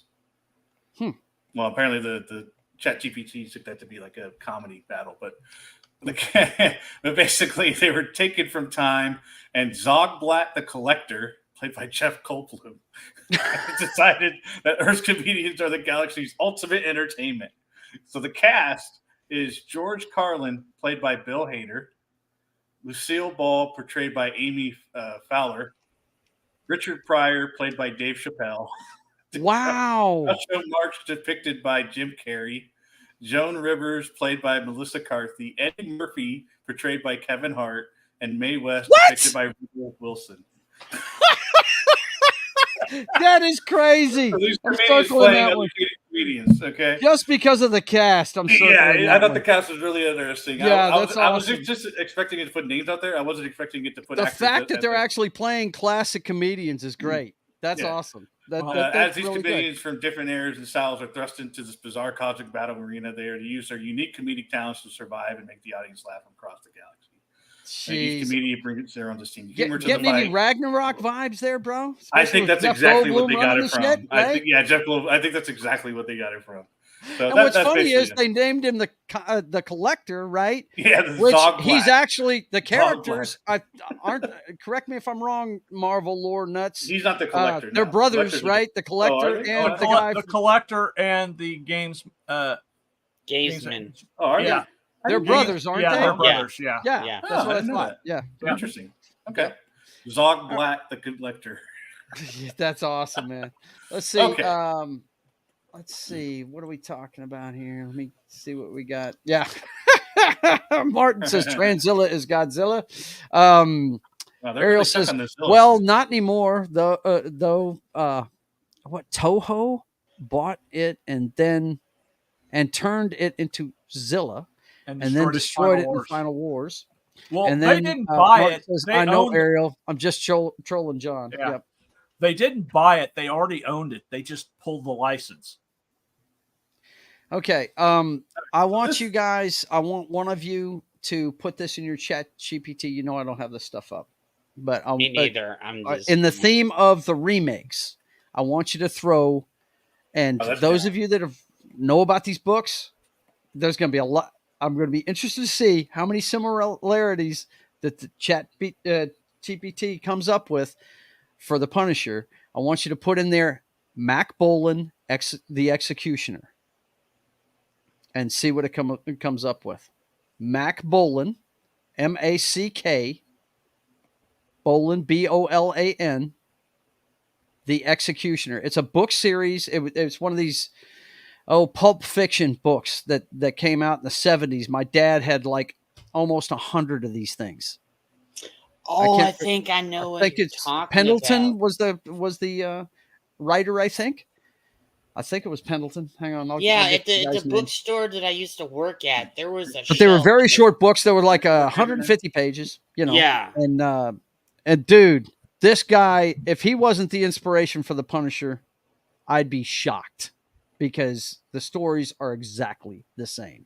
And it was before he appeared in Spider-Man that these books were written. Yeah. So, years before, not just like at the same time. It was I can't remember Pendleton's first name, but I'm going to look it up. Don Pendleton. Don Pendleton. Is it Don Pendleton? Yeah. Mm-hmm. I mean, because at this used bookstore that I used to work at, Joe, they had the whole series of his books. Yeah, it's over 100 books. Yeah. My dad used to buy The Destroyer, which I was going to say The Destroyer, but they've already made that movie. It's called... they made Remo Williams. Remo Williams, yeah. Yeah. Yeah, they've actually made it twice. There's actually a made-for-TV version, too. Oh, is there? Okay. All right. The Destroyer was a good one, too. But he never used weapons. No. Mac Bolan had a war van, had shit tons of weapons and stuff. He was the Punisher, basically. There was also two spinoffs, Phoenix Force and Able Team. All right. Okay. Before we keep going down this rabbit hole, I want to go to the one I really like. Okay. So this one, I want you to think of this is the inspiration is from Mortal Engine, right? The city moving movie. Do we have to? Yeah. Okay. The concept is, you can say what you want about the story, but the concept is good. Now, this one, no, I'm sure it's a good story. It's just the movie didn't hit. I understand. I'm just saying it's not a remake, okay? It's not like it's moving cities, right? Gotcha. This is basically it's about planets that can be moved by future technology as the galaxy prepares for war. It's moving planets that can be moved. Entire planets? Entire planets. What's the name of it? It's called Celestial Gambit. In a future where humanity has harnessed unimaginable technological advancements, planetary mobility has become a reality. It is a universe where planets no longer are fixed entities, but colossal ships with the power to transverse the galaxy. As a cast, we got Captain Emma Turner as Charlize Theron. She is a fearless leader of a mobile planet, responsible for steering the crew, blah, blah, blah, through the cosmos. General Alexander Kane, portrayed by Idris Elba. Ooh, he's a military strategist and war hero entrusted with preparing the galaxy for the impending conflict. You got Dr. Ava Sterling, played by Natalie Portman, because she's always got to be a doctor. Of course. She's a scientist who has developed groundbreaking technology related to planetary mobility. Her eventually become the center intrigue of various factions aimed to control their discoveries. So, she's either got to be a scientist, a doctor, or a bi-curious dancer. One of the two. Three. So I don't know. I thought that was an interesting premise. The planets. Moving planets. Moving planets. Yeah. That's how far technology is. That's taking the moving cities to a different level. Exactly. I was like, "What's above cities? A planet, right?" So that's what my movie's based off of. Any of the other ones that you saw on your list that pop out to you there, John? Well, I did have two more. I tried to do a Starfield one, but it keeps just making a generic one that doesn't take any of the Starfield lore. So I don't think it has anything from Starfield in its databases. Okay. That hasn't been put in there yet. Okay. Yeah. You got to feed it. You got to feed the monster, man. I got a movie called Time Rivals. Time what? Rivals. Ooh. I like the title already. Directed by Richard Donner. Whoa! It's an action comedy sci-fi. Action comedy sci-fi? Yep. You'll find out why here in a second. Okay. When I read the plot. Set in the early 1990s, Time Rivals follows the adventures of two unlikely heroes, Michael Carter, a.k.a. Booster Gold, a fame-seeking hero from the 25th century. Oh! There it is. And Ted Cord, the Blue Beetle, a brilliant inventor and tech genius. When mysterious time-traveling villain threatens to disrupt the timeline and rewrite history, Booster Gold and Blue Beetle must put their differences aside and team up to save the past, present, and future. The villain, a rogue time traveler from the dystopian future, acquires advanced technology from various time periods, creating chaos in the timeline. Booster Gold and Blue Beetle chase the villain through different eras, encountering iconic 90s pop culture moments from grunge music to arcade gaming to the rise of the internet. As they travel through time, the mismatched duo learn to appreciate each other's strengths and friendships. Along the way, they encounter other heroes and villains from the DC universe, creating a nostalgic and action-packed adventure that spans across decades. Wow, man. If DC was smart, they would do something like Warner this. is the stupidest fucking movie company. Do you know how well this movie would do? I had to regenerate it, not because the story was bad, but just for the simple fact it had what's her face? Amanda Waller being played by Sigourney Weaver. And what? Okay, we can't whitewash. That'll get us canceled. So we skipped that one. Yeah, you can't do it the other way. No. Wait. Colin says Booster Gold and Ted Cord, sign me up. No, right, Colin? The buddy cop type thing. They were buddy cops. Yeah, most definitely. I love that. Hang on, Martin Acosta, before you get into the cast, Martin Acosta asked, you ever saw War Planets? Yeah, it was a cartoon. I had to look it up. It was a cartoon, but that didn't seem... What I saw on there, it looked like it was factions on planets. I don't know if planets fighting. All right. All right, go ahead. The cast. Here's the cast. Nathan Fillion is Booster Gold. Duh! I applaud you, my brother. Drop the mic. Walk away. Zachary Levi as Blue Beetle. Oh, I'm there. I'm Levi? sold. I'm sold as fuck on this. Now that's the guy that plays Shazam, right? Yeah. Okay. He was Chuck. Okay. Yeah, gotcha. I'm sold. Kurt Warner. Who's Kurt Warner? Put the guy in there that nobody wants to watch on movies. Okay. No, bullshit. Yeah. I like Zachary Levi. Yeah, you might, but those movies bombed. Sorry. It's because the way his Kurt Warner movie. His Kurt Warner movie did fine. Kurt Warner movie did great. It made money. Yeah. Fine. All right, Rachel McAdams is Dr. I like the Tessa guy. I'm Fox, just saying. a historian expert. Historian as Rachel McAdams is Dr. Tessa Fox, a historian and expert in temporal anomalies who assists Booster Gold and Blue Beetle in understanding the time disruptions. Mm-hmm. Willem Dafoe is Time Master, the enigmatic and menacing time-traveling villain with a personal vendetta against Booster Gold. There you go. Unless William Dafoe is screaming sometime in this one, and then there was a firefight. I'm not going to quote the movie.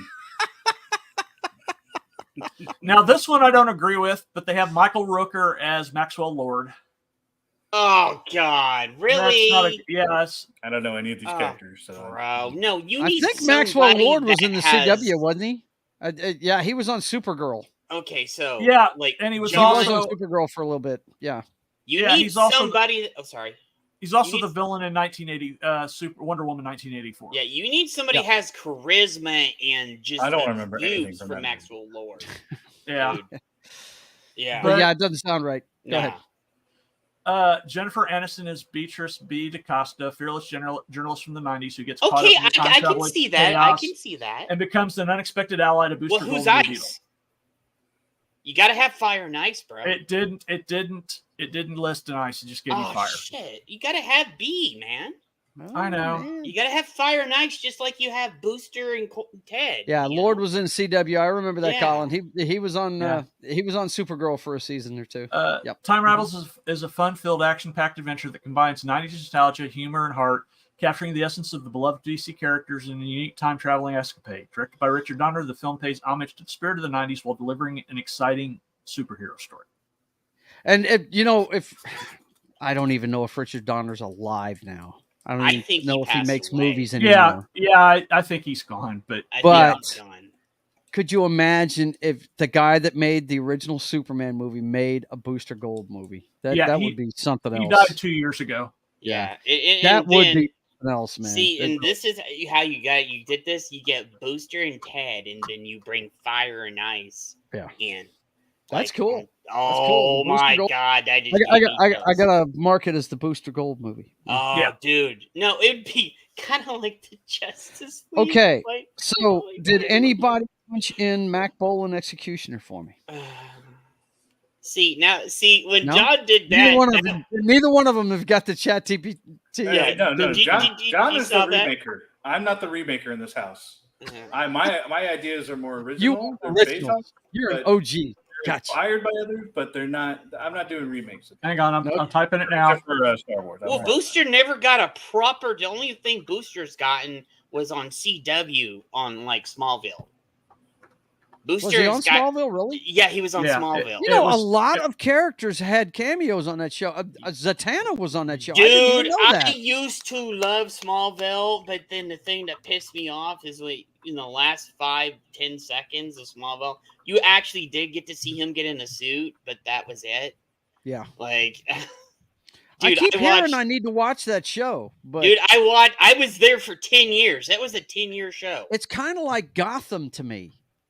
My dad swears up and down Gotham is a great show, and he doesn't even watch superhero stuff. He loves that show, and I'm like, Dad, the only guy I care about in that show is 12 years old. Yeah, I don't want to watch the bad guys. I'm not into that. Yeah. But it's kind of the same thing. I'm kind of, Oh, you got to be kidding me. Okay, what you got, bro? Talk to me. What's the title, first of all? It's just Mac Bolan, the Executioner. Okay, all right. Obviously, action thriller. Yep.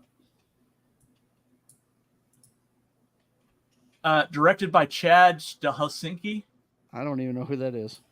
I have no idea who that is either, but it's probably a young director. It's probably the guy that did The Raid or something. Oh, he's the guy that directs John Wick. Oh, there you go.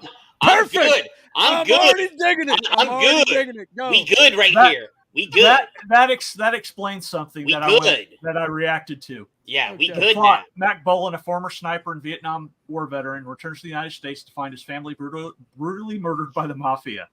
Fueled by grief and a thirst for revenge, Bolan declares a one-man war on organized crime. He becomes the vigilante known as the Executioner, targeting and eliminating crime lords, drug cartels, and corrupt officials who have plagued the city. As Mac Bolan's relentless campaign against the criminal underworld gains notoriety, he attracts the attention of both law enforcement and the FBI, who are divided on whether he's a menace or a necessary evil. Bolan operates with precision, using his military training and lethal combat skills to dismantle the crime syndicates one at a time. His actions blur the line between justice and vengeance, leaving the city in a state of chaos and uncertainty. When Mac Bolan crosses paths with Jessica Grant, a dedicated investigative journalist seeking to expose the corruption within the city, their fates become intertwined. Together, they uncover a web of conspiracy that goes far deeper than either of them anticipated, revealing the true power players behind the scenes. In a final showdown, Bolan confronts the ultimate enemy, a shadowy figure responsible for the family's murder and descent into chaos. Mac Bolan, the Executioner, is a high-octane, action-packed thriller that explores the price of justice and limits one man willing to go to protect his city. Yep. Sounds like the Punisher, doesn't it? Yeah. But Ariel says, so Batman. Okay. So we got the John Wick director. Tell me the cast. Mac Bolan, played by Keanu Reeves. You kidding me? Keanu Reeves? Oh, he'd have to get his hair cut. Yeah. Because Mac has he's got a military haircut. No doubt. Yeah. Yeah, that's what I reacted to was Keanu as Mac Bolan. I'm like, yeah. Mm-hmm. Yeah.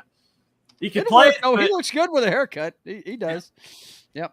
Yep. Rosamund Pike as Jessica Grant, the investigative journalist. Okay. Now we've lost him, but Lance Reddick as Detective Robert Hayes, dedicated. Oh, he would have been perfect. A dedicated, conflicted police officer torn between his duty and the admiration for Bolan's mission. Right. Vincent D'Onofrio as Vincent Morelli, the ruthless and enigmatic crime lord responsible for the murder of Bolan's family. Wow. Michael B. Jordan of crime himself. Michael B. Jordan, the FBI agent Daniel Carter, the ambitious and by-the-book agent determined to break Boland's justice. And Jeffrey Dean Morgan is General Samuel Pendleton, Boland's former commanding officer who provides critical information and support. Dude! Matt Boland, The Executioner, is a gritty, action-packed film that delves into the themes of revenge, justice, and the cost of fighting crime. With Chad, whatever his name is, action expertise, the movie promises intense combat sequences with complex character-driven narrative. I can't get into these remakes because I know none of the characters, so I can't get excited about any of these. So yeah, I hear you. I did sign into my other Chat GPT, though. I found out which one I used. So I have the synopsis for my previous movies. Go, man. Titles we got time for one more. Go. But I like Mac Boland. No matter what Knox says, I mean, he doesn't know these characters. I understand. I love that breakdown of Mac Boland. I love it. We got to do that one. No doubt. Go. So the Odyssey of Valor that was on your list there that we had. Yeah. The creation of that one was basically me asking, what kind of movie would Tom Cruise direct? That's right. That's right. And he directed himself in it, right? I don't know if he. Let's see. Let's see. I don't think Tom Cruise might even choose to star the film himself, but he doesn't give a cast for this one. Yeah. But basically, in a near future world where advanced technology has blurred the line between reality and virtual reality, a group of elite soldiers is tasked with the mission to rescue a kidnapped scientist who holds the key to preventing a catastrophic global event. Probably Natalie Portman. As they traverse through the dangerous virtual landscapes that mirror historical battlefields and mythical realms, they must confront their own fears, doubts, and past traumas. The journey becomes a test of their physical and mental limits, pushing the boundaries of human potential and redefining notion of courage and sacrifice. Dude, awesome shit. That's very cool. We did this the first time, guys. We weren't even talking about using GPT to do this. We were coming up with movie ideas we wanted to see made that Hollywood wasn't making. You know, I mean, they're making a bunch of stuff we really don't care about, right? And man, by the time we ended that first show, and you see what this thing's coming up with, yeah, the writers should be worried. You know, this thing can come up with some good stuff. Now, from what I've heard, whenever it gets to the final script and stories and stuff like that, I was watching the Nooner today. I was watching Gary on the Nooner today. Yeah. And Nerdrotic's Nooner, if you don't know what I'm talking about, Nerdrotic, he does a show during the week. And he said that he saw what Chat GPT had come up with for the book that everybody wants the Game of Thrones guy to write. Yeah. Okay. He saw what that came up with. And he said, yeah, it's garbage. You know, these things, you know, they're smart and everything, but when it comes right down to writing a story, it's still going to take real writers to do it because, he said, but see, here's the thing on this. Remember, they're doing all the deep fakes now. They're starting to do deep fakes of YouTubers and stuff. It's not. But I'm saying maybe 10 years down the line, maybe 15, 20. And remember, AI's in its infancy. Yeah, it is. There's already one YouTuber out there trying to show that you can make content. And he kind of scammed people. He already scammed people on that one. I think my favorite thing about it, as far as potential good, obviously there's bad you can do with it, but I like the Skyrim videos where they have the follower using Chat GPT to talk back to them. Oh yeah. There you go. I agree with Errol. And I was like, oh man. Until once they get that AI going, we will never need friends again. Shit, man. Shit. Let's see. Until now, I bet people from Hollywood are watching this in the darkness. Yep. That's I think it makes a great tool. Yeah, and it's a great for story prompts. I use it in D&D all the time.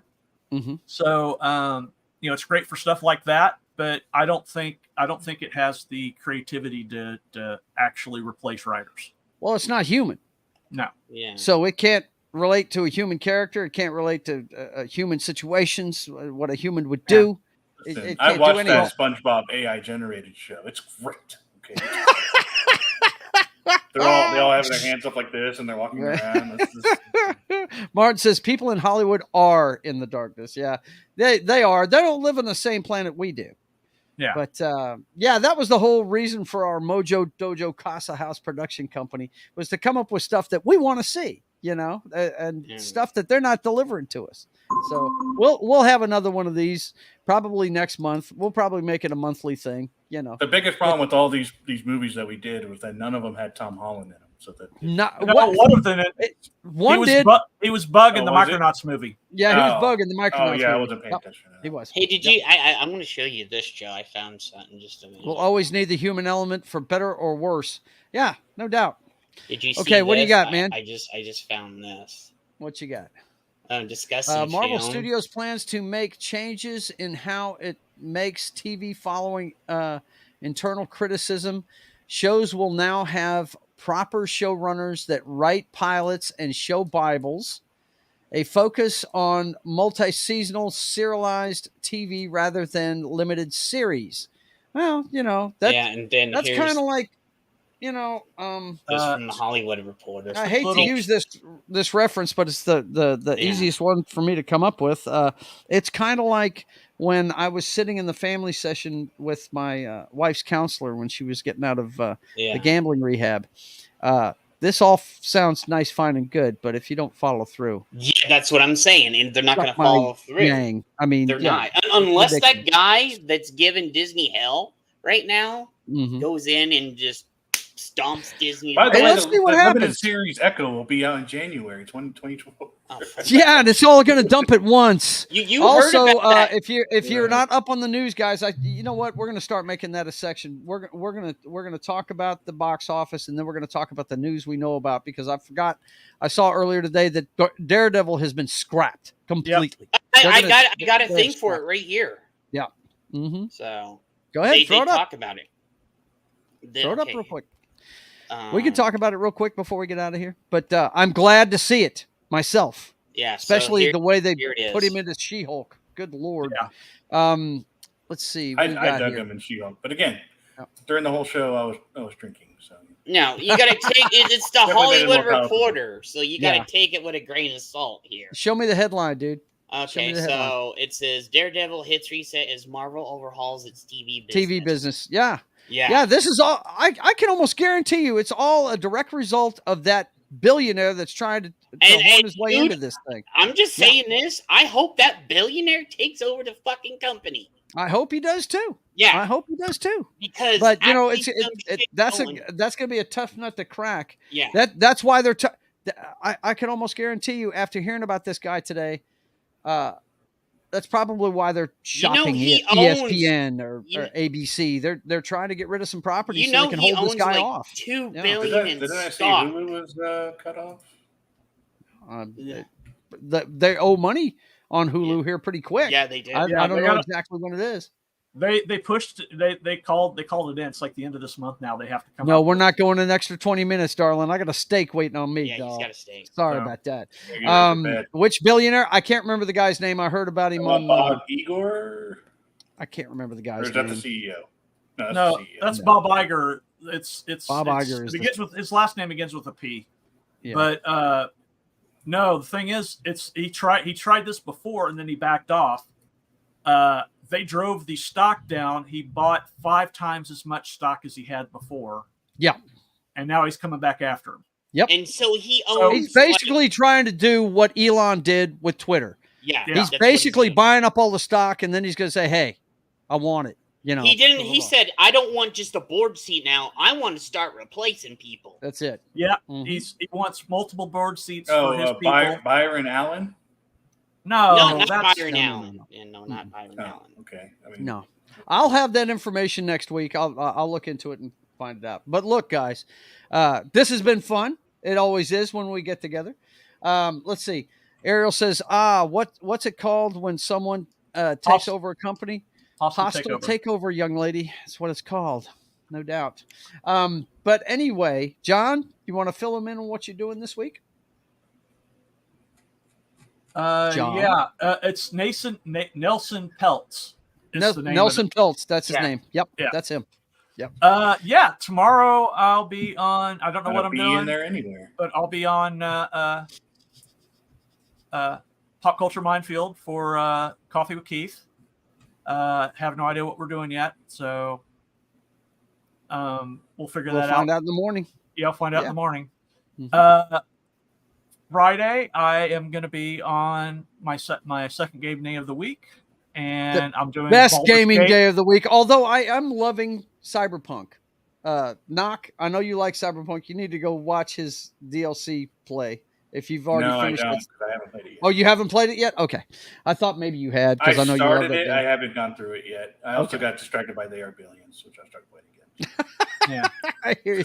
I'll get back. But yeah, he's doing that on Wednesdays. But I still think the Dungeons and Dragons stream is the best, man. I love it. I love that one on Friday. And then we do all the stuff we normally do Monday, Military Monday stuff you'll talk about. Mm-hmm.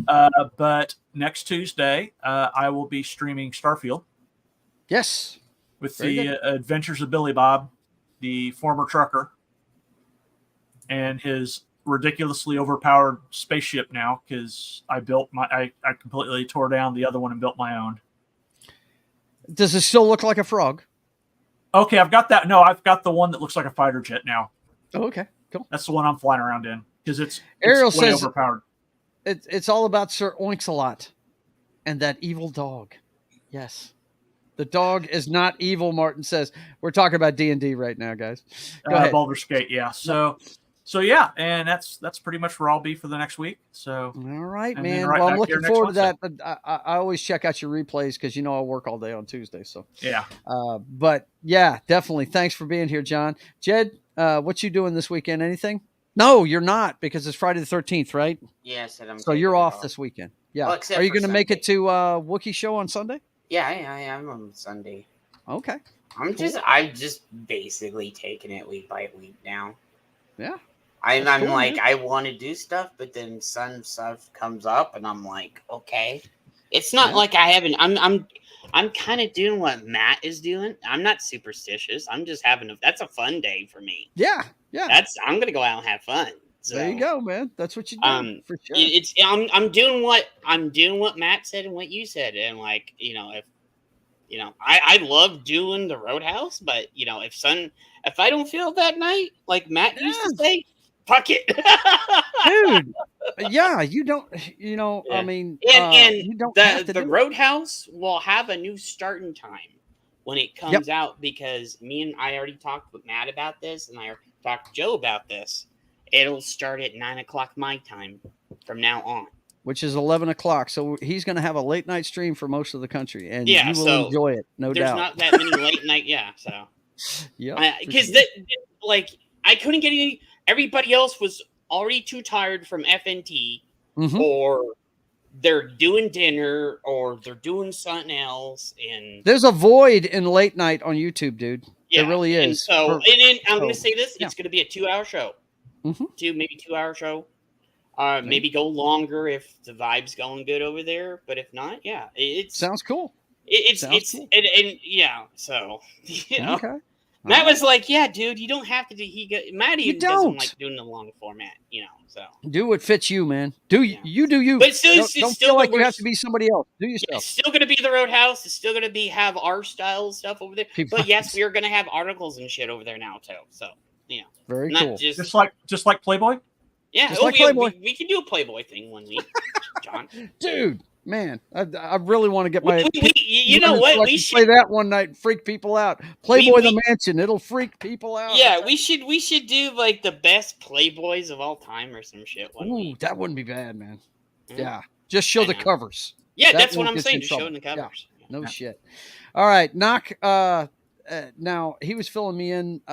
He's going to be having some changes going on, so he's going to be very limited on his streaming. His channel is not going to take off yet, right? But you're still going to be here for the football show and everything else, right? Yep. I'll probably be back to my laptop here soon for a little while. Pretty much everything's going to get packed up and put into storage for the time being by the end of the month. So, and then are you still going to be doing KOTOR with? Oh yeah, he's going to be there. Yeah, I mean, I'll still have my laptop wherever I'm going. So it's just, he was thinking about getting his channel going. Is what it is, man. And that's going to be on the back burner for a while. So yeah, I was thinking about it, but now the situation's changed. So I'll be on my. I'll pretty much just have my laptop, so I won't be sharing as much stuff because of one screen and things like that. It sucks. Oh, believe me, Jed knows those struggles. So. He knows. Shit, I have one monitor, so I can't live without two anymore. So it's I was all good with the one monitor until I started working at this job last year, and we have two monitors for work. And since then, I've never been able to go back. So I literally just got my second monitor last month, and it's awesome. But now I want a third. I'm getting a third for up here. Yeah, I plan to get, because right now I have one of those arms that were like they're stacked on top of each other, so they're not even right now. It's pissing me off. So I've got 3. Yeah. So Joe showed me his setup one day. I don't know if I'll do it 3 across or 1 above, so I'm not sure yet. But someday. All right. Well, listen, guys, thank you all for being here. It's always fun hanging out with you. Of course, you guys know this is State of the Atmosphere, the pop culture show. We have a blast hanging out, talking about the things we love, man. And then we do it every week, Wednesdays at 5:30 p.m. Central Time. And then tomorrow night, you can watch me and my brother fill you in on the headlines that were last week in the clown show of 2023. The brothers hack the Matrix every Thursday night at 6 p.m. Central Time. And then you can watch me work on my comic book Saturdays at 1:30 p.m. Central, Sketching the Privateer. And you can watch the best pregame on YouTube, NFL pregame party, where me, Knock, and Das Wolfen get together and let you know what's going on. 2 hour game time for your early games. And then, of course, on Mondays, my busiest day of the week. This week, we're doing Force 10 from Navarone on Military Monday. That's Morning Coffee with Gary at 10 a.m. Central Time on Monday. And then Monday evening, I don't know what That 70s Rock Fan's doing or if he's having a show, but we're usually on, John and I are usually on It's Only Talk and Roll on That 70s Rock Fan's channel at 4 p.m. Central Time. And then, of course, what Jed was referring to earlier, Papa Joe Gamer After Dark, Knights of the Old Republic, or KOTOR as it's known in the video game world. We're going to have part 17 next week, and it's a lot of fun. I have a beer and hang out with the guys. We do it at 6:30 p.m. Central Time, and then the other edition of it next week, I think we're due for some Fable 2 at 10 p.m. Central Time on Tuesday on Papa Joe Gamer After Dark. Video games, cocktails, and fails. But yeah, I was going to do Fable this week, but they had that new DLC on DC Universe Online, so I wanted to introduce everybody to that. So we did that. So that's the lineup for the next week. Let's see what they're saying in the chat real quick before we get out of here. Joe is turning into Batman. Nah, I'm not Batman. Nah. I've got 2 talking about the monitors. I only have one, but it's a 65-inch TV. Yeah, that's a nice one. Well, if you count my TV, I've got 3 monitors. There you go. Joe plays the game shirtless. That's why it's after dark. Right. Yeah, I'd be running people off if I did that. Let's see. Yeah. He's talking about Ariel. So listen, you guys, thanks for being here. I want to thank everybody else for being here. I want you to go ahead and stop by the website. I put some new things on there. I'm working towards getting some merch on there. There's some links on there that I updated, so definitely go check that out. The email system is offline right now. I don't know what's up with GoDaddy right now. I may have to switch who's doing my website here pretty soon. This continues, but definitely go check that out. And I want to thank everybody for coming, and until we see you again, I want you guys to keep on keeping on. God bless.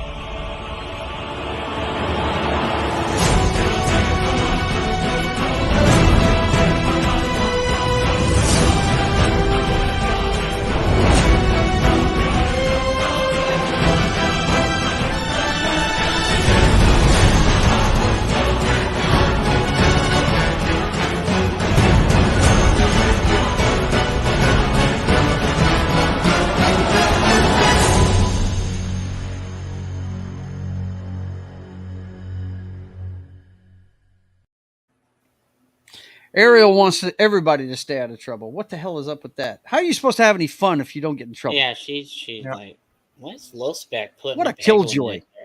I'm sorry,